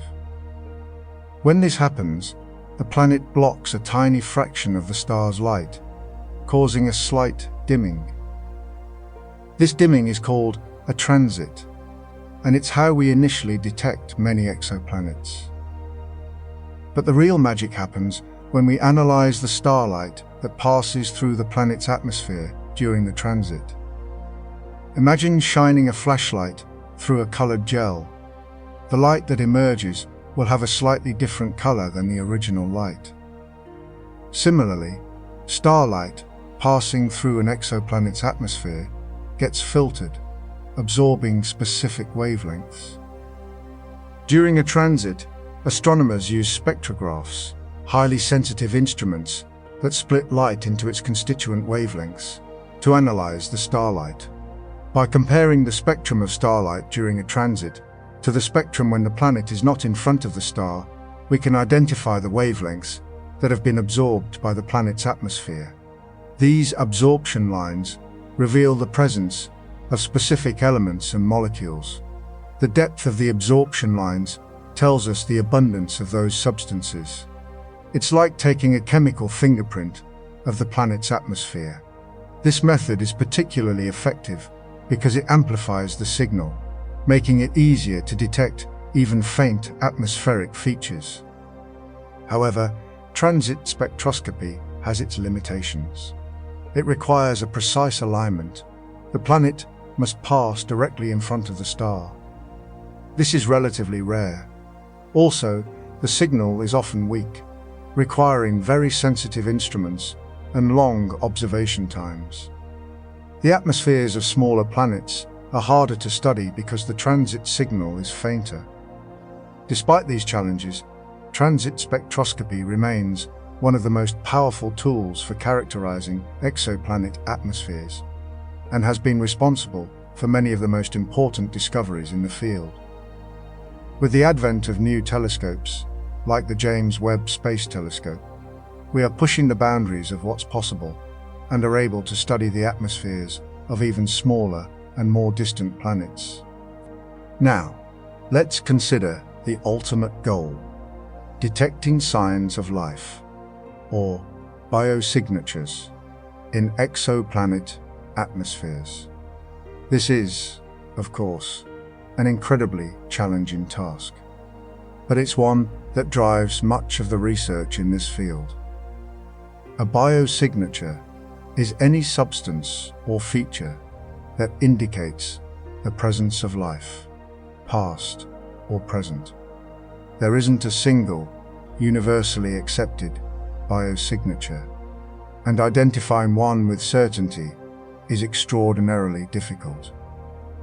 The key is to look for combinations of gases that are unlikely to exist in the observed amounts without the presence of life. One of the most frequently discussed biosignatures is the combination of oxygen and methane. On Earth, both gases are produced by life. However, oxygen is highly reactive and would quickly disappear from the atmosphere without being constantly replenished, primarily by plants and algae. Methane, while also produced by geological processes, is relatively short-lived in the atmosphere. The simultaneous presence of both gases suggests that something is actively replenishing them, and life is a strong candidate. But it's not that simple. Geological processes can also produce both gases, so we need to consider the context and look for other supporting evidence. For example, the presence of liquid water, a suitable temperature range, and a stable star are all important factors. Other potential biosignatures include the presence of ozone, nitrous oxide, and dimethyl sulfide. Each of these gases has a unique spectral signature that can be detected by telescopes. However, it's crucial to remember that no single biosignature is definitive proof of life. We need to consider multiple lines of evidence and rule out all plausible abiotic explanations. The search for biosignatures is a complex and challenging endeavor, but it's one that holds the potential to answer one of the most fundamental questions in science. Are we alone in the universe? With the next generation of telescopes and instruments, we are closer than ever to finding out. For decades, our understanding of exoplanets has been largely limited by the capabilities of our telescopes. The Hubble Space Telescope, while revolutionary, wasn't designed primarily for exoplanet hunting. Ground-based telescopes face the blurring effects of Earth's atmosphere, limiting their resolution. But the future is incredibly bright, fueled by a new generation of observatories. These aren't simple upgrades. They represent fundamental leaps in technology. We're talking about telescopes that can collect far more light, operate at wavelengths invisible to the human eye, and employ innovative techniques to counteract atmospheric distortions. Consider the James Webb Space Telescope, or JWST. While not solely an exoplanet hunter, its infrared capabilities are allowing us to analyze the atmospheres of exoplanets in unprecedented detail. It's not about seeing the planet directly, but about detecting the faint changes in starlight as it passes through the exoplanet's atmosphere. These changes tell us about the gases present, potentially revealing biosignatures, signs of life. It's like holding a prism up to starlight and deciphering the rainbow within. But JWST is just the beginning. Several extremely large telescopes, or ELTs, are currently under construction.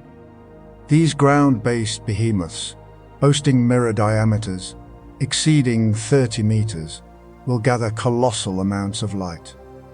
The extremely large telescope in Chile, the Giant Magellan Telescope, also in Chile, and the 30-meter telescope in Hawaii, subject to ongoing discussions, are all poised to revolutionize our ability to characterize exoplanets.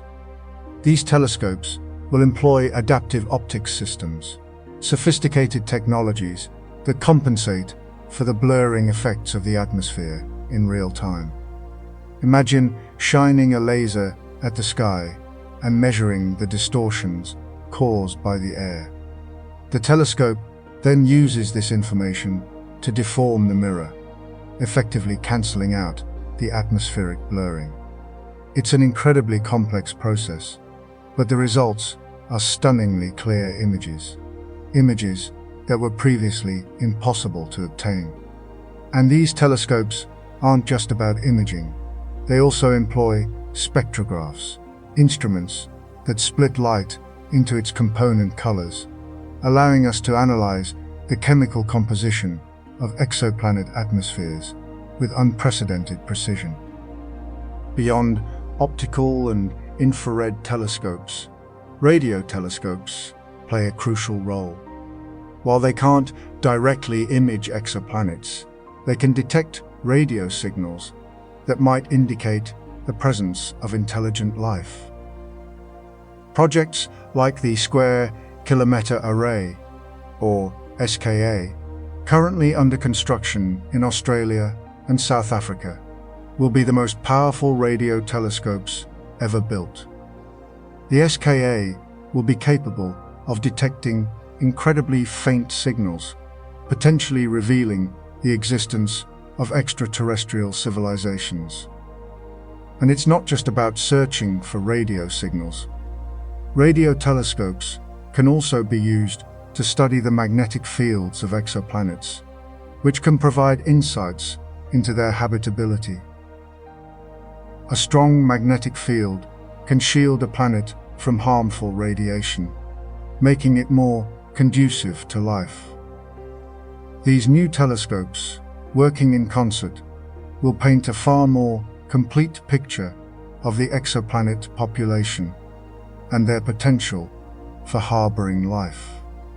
Directly imaging an exoplanet, that is, taking a picture of it, sounds simple enough, but in reality, it's incredibly challenging.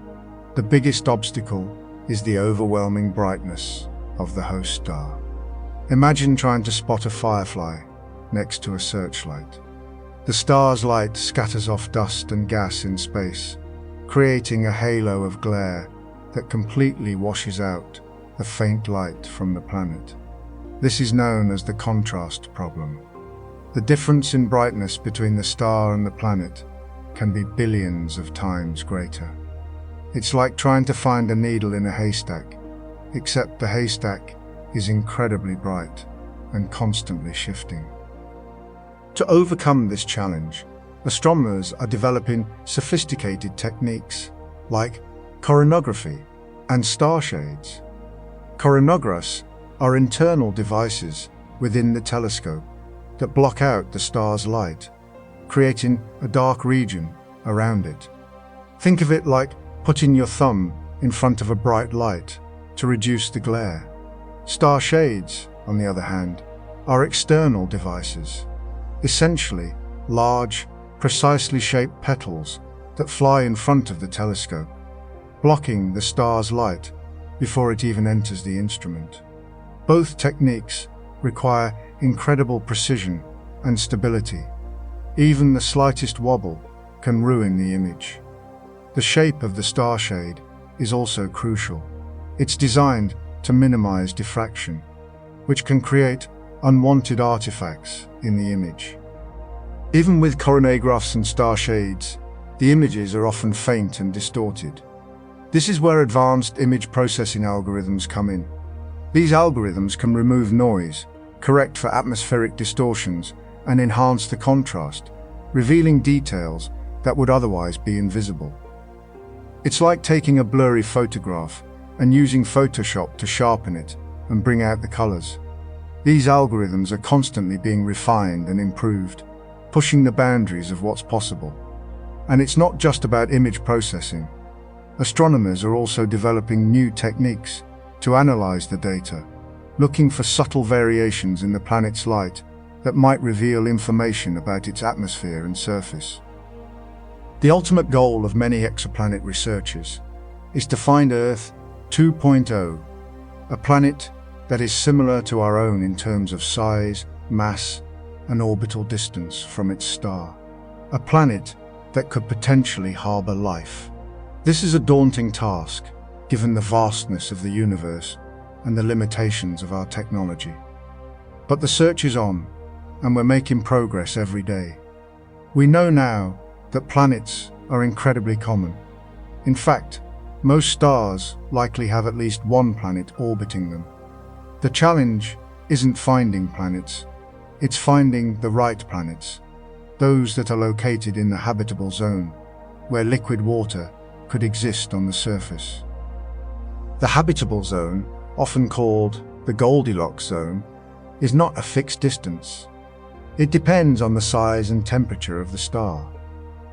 A smaller, cooler star will have a habitable zone that is closer in, while a larger, hotter star will have a habitable zone that is farther out.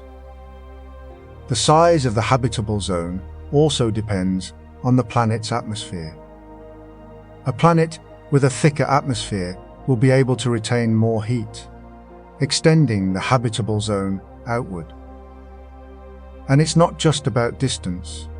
The planet also needs to have the right composition, a stable orbit, and protection from harmful radiation.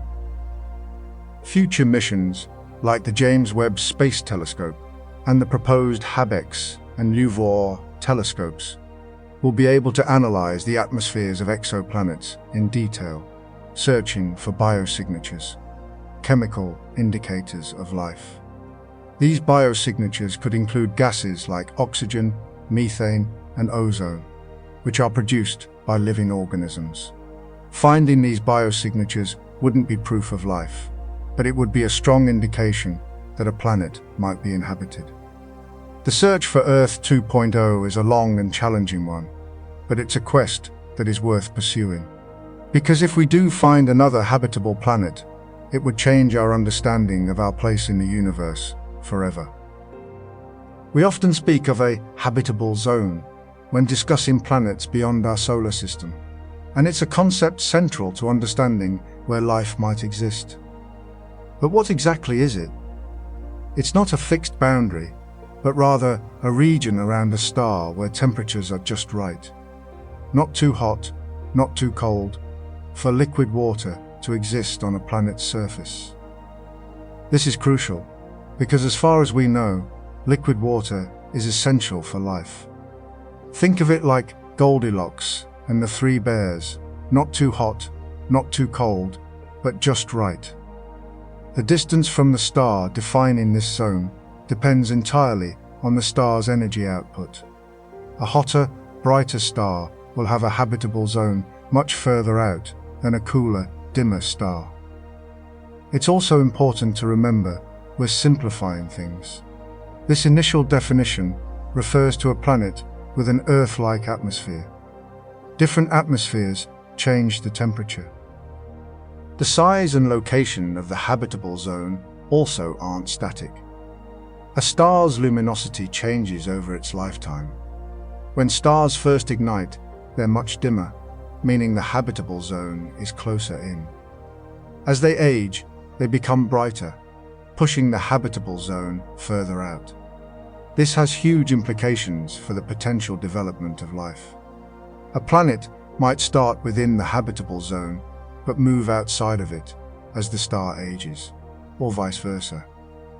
This migration of the habitable zone can have dramatic effects on a planet's climate and habitability.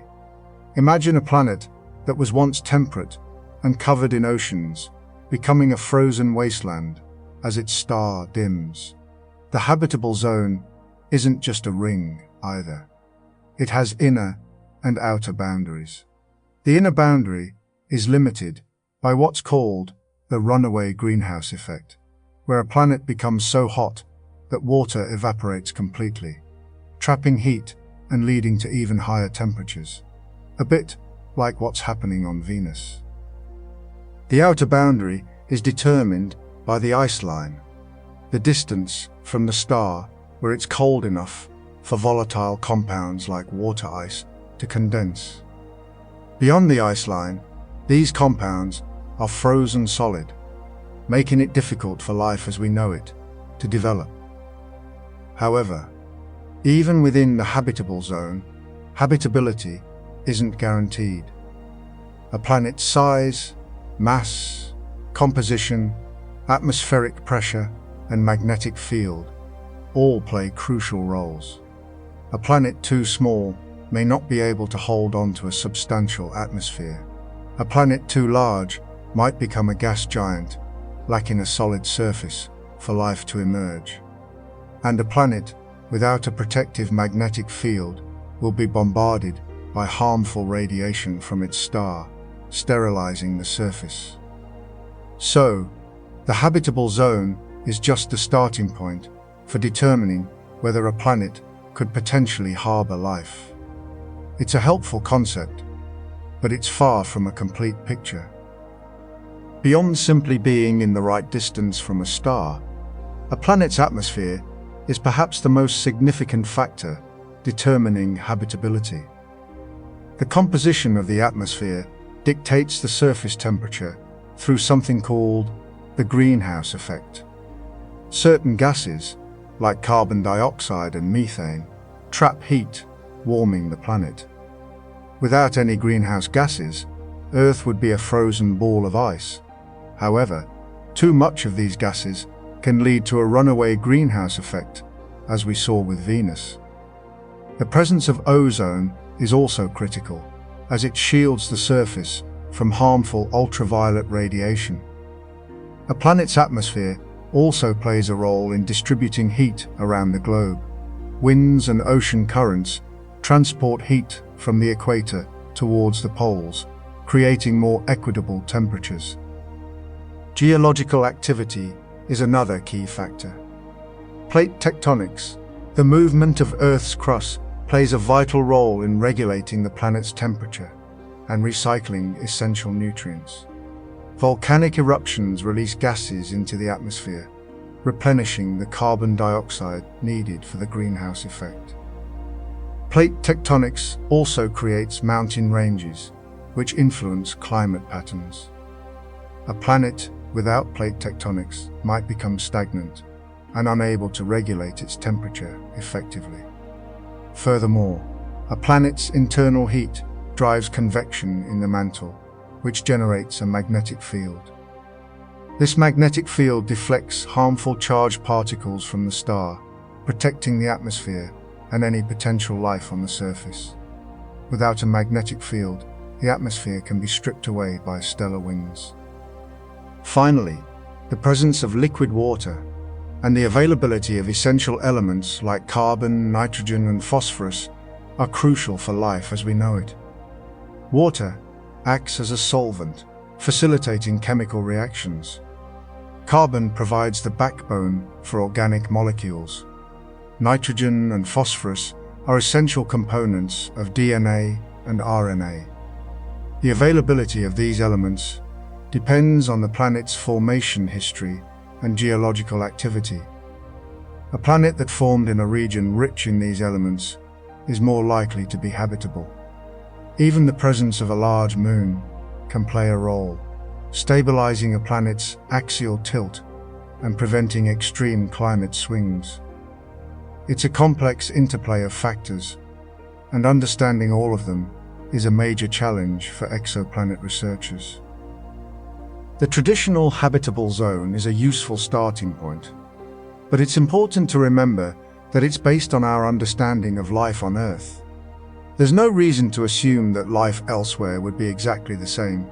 For example, planets orbiting red dwarf stars, which are much smaller and cooler than our Sun, present a unique challenge. The habitable zone around a red dwarf is very close to the star, meaning planets would be tidally locked, one side always facing the star and the other always facing away. This could create extreme temperature differences, but it doesn't necessarily preclude life.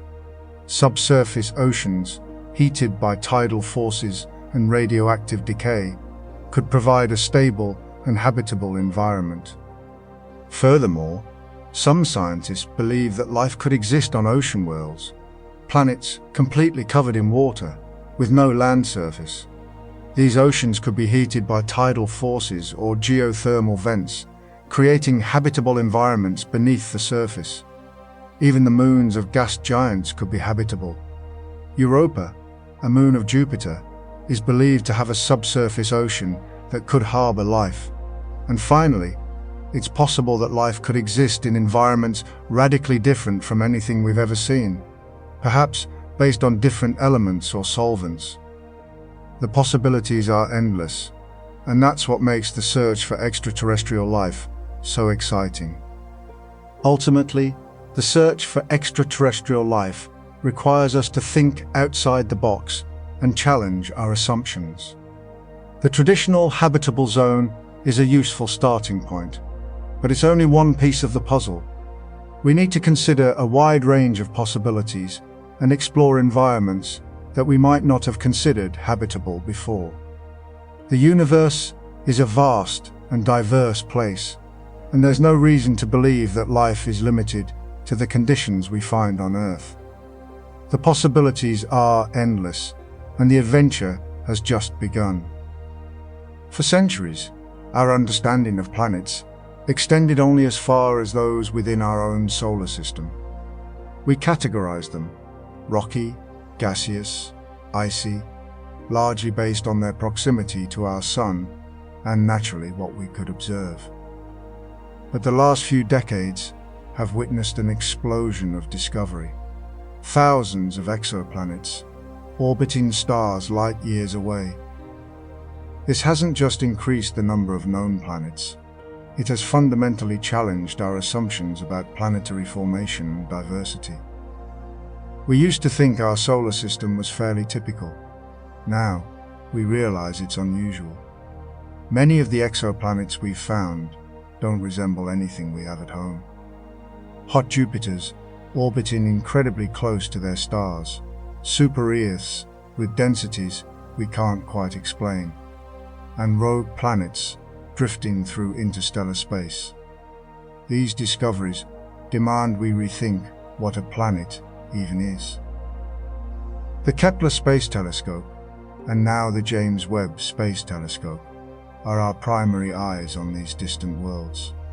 They don't show us what these planets look like directly, not usually. Instead, they detect the subtle dips in a star's brightness as a planet passes in front of it, a technique called the transit method. From these tiny changes in light, we can determine the planet's size and orbital period. Further analysis of the star's light, after it passes through the planet's atmosphere, can reveal its chemical composition. It's like taking a cosmic fingerprint. The initial wave of exoplanet discoveries was surprising. We expected to find more planets resembling those in our solar system, rocky planets close to their stars, gas giants further out. But what we found was a far more diverse landscape. Many of the exoplanets we've identified fall into categories we didn't even anticipate. Hot Jupiters, for instance, are gas giants that orbit incredibly close to their stars, so close that they complete an orbit in just a few days. This challenges our traditional models of planetary formation, which suggest that gas giants should form further out, where temperatures are cold enough for gas to condense.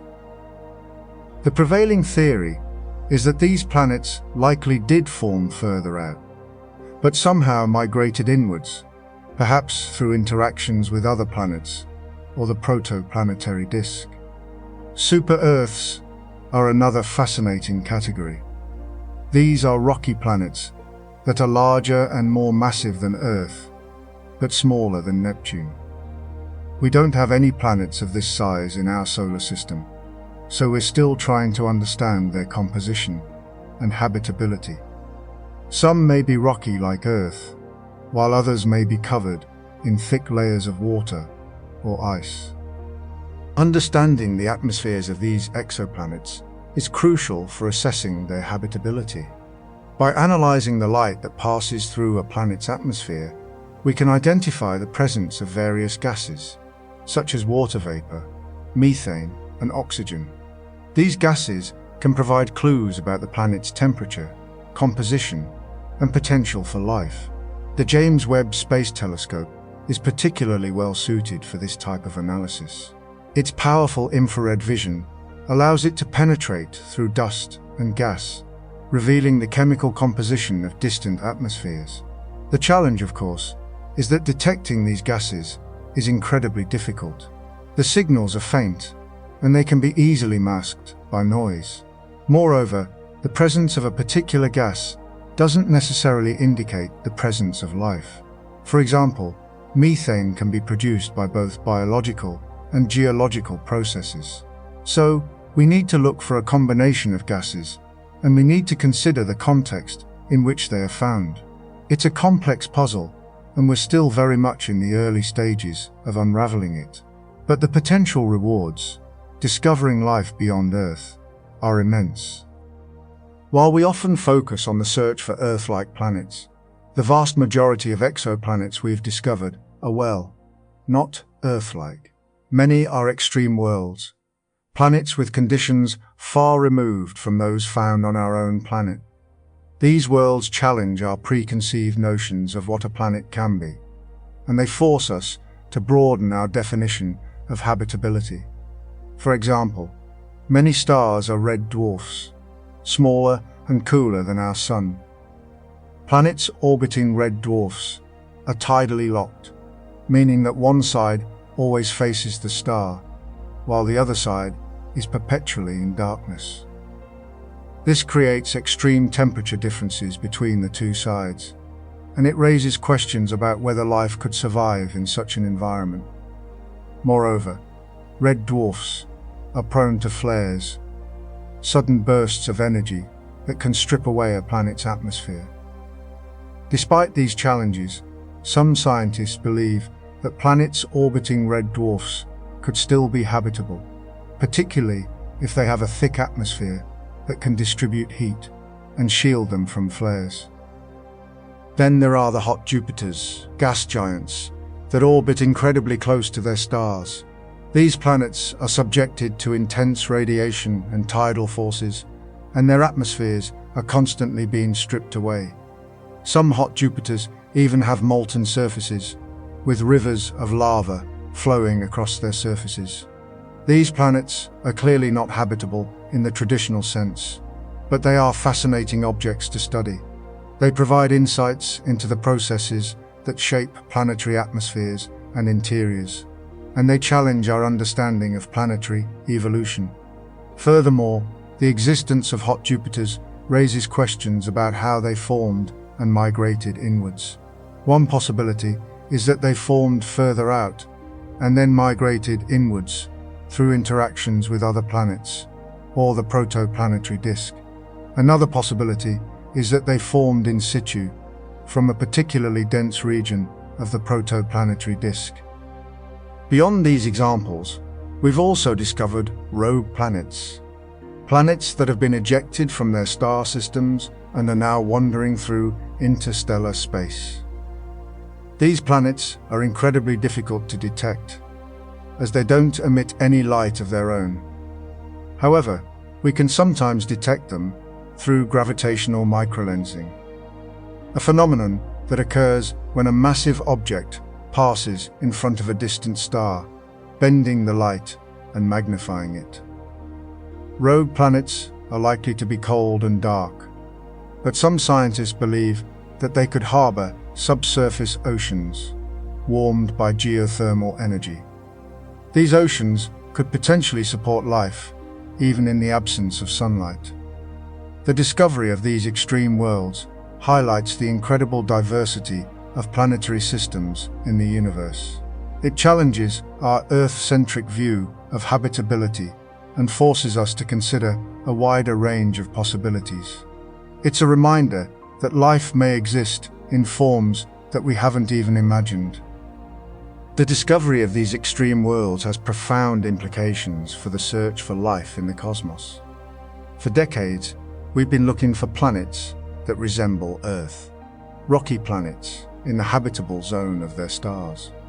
But now, we're realizing that life may be able to thrive in a much wider range of environments.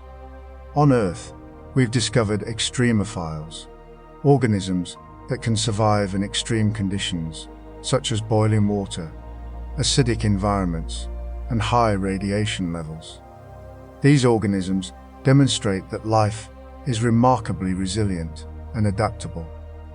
They suggest that life may be able to exist on planets that we previously thought were uninhabitable. For example, some scientists believe that life could exist in the subsurface oceans of Europa and Enceladus, moons of Jupiter and Saturn. These oceans are covered by thick layers of ice, but they are warmed by geothermal energy and may contain dissolved minerals and nutrients. The existence of these subsurface oceans suggests that life may be able to thrive in the absence of sunlight. The search for life beyond Earth is not just about finding Earth-like planets. It's also about developing new technologies and techniques for detecting biosignatures, indicators of life. These biosignatures could include gases in a planet's atmosphere, such as oxygen and methane, or patterns of light reflected from a planet's surface. The James Webb Space Telescope is playing a crucial role in this search. Its powerful infrared vision allows it to analyze the atmospheres of distant exoplanets, and search for these biosignatures. However, detecting these biosignatures is incredibly challenging. The signals are faint, and they can be easily masked by noise. Moreover, we need to be careful about interpreting these signals. The presence of a particular gas doesn't necessarily indicate the presence of life. It could also be produced by geological processes. Despite these challenges, the search for life beyond Earth is one of the most exciting and important scientific endeavors of our time. The discovery of life beyond Earth would have profound implications for our understanding of the universe and our place in it. It would suggest that life is not unique to Earth, and that it may be common throughout the universe. It would also raise fundamental questions about the origin and evolution of life, and about the possibility of other intelligent civilizations.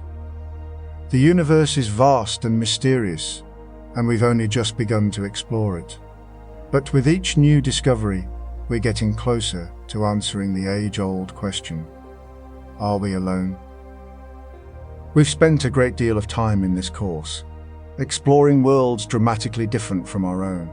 Planets with diamond rains, iron snow, and atmospheres composed of exotic gases. You might be wondering, why focus on the extreme? It's a fair question. The temptation is often to search for Earth-like planets, Goldilocks' worlds that could readily support life as we know it.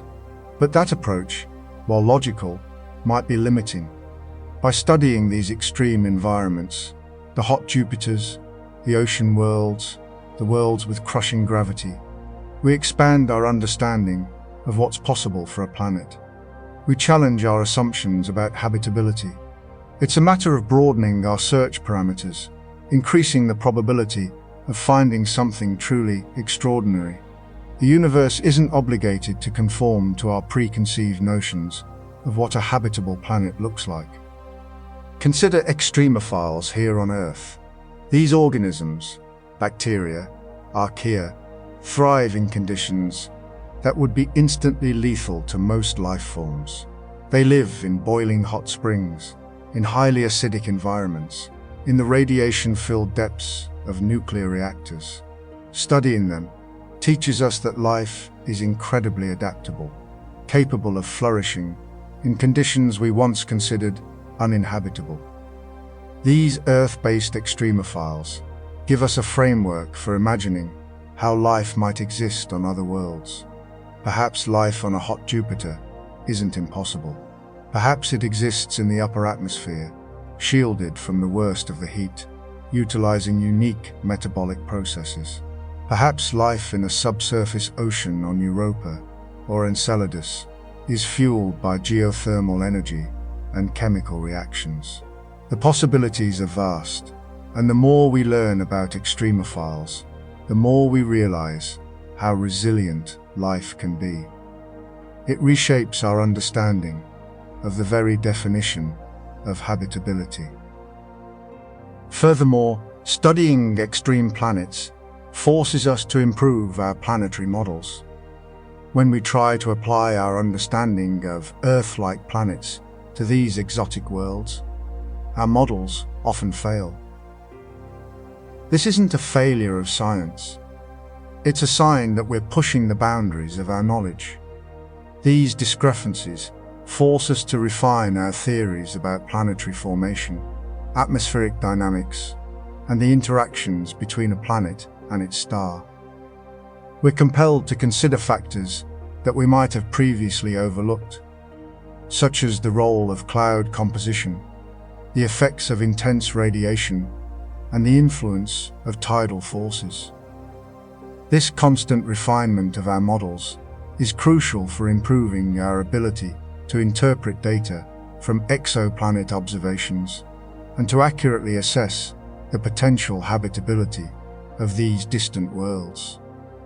It's an iterative process of observation, modeling, and refinement that leads to a deeper understanding of the universe. So how does all of this contribute to the broader field of planetary science?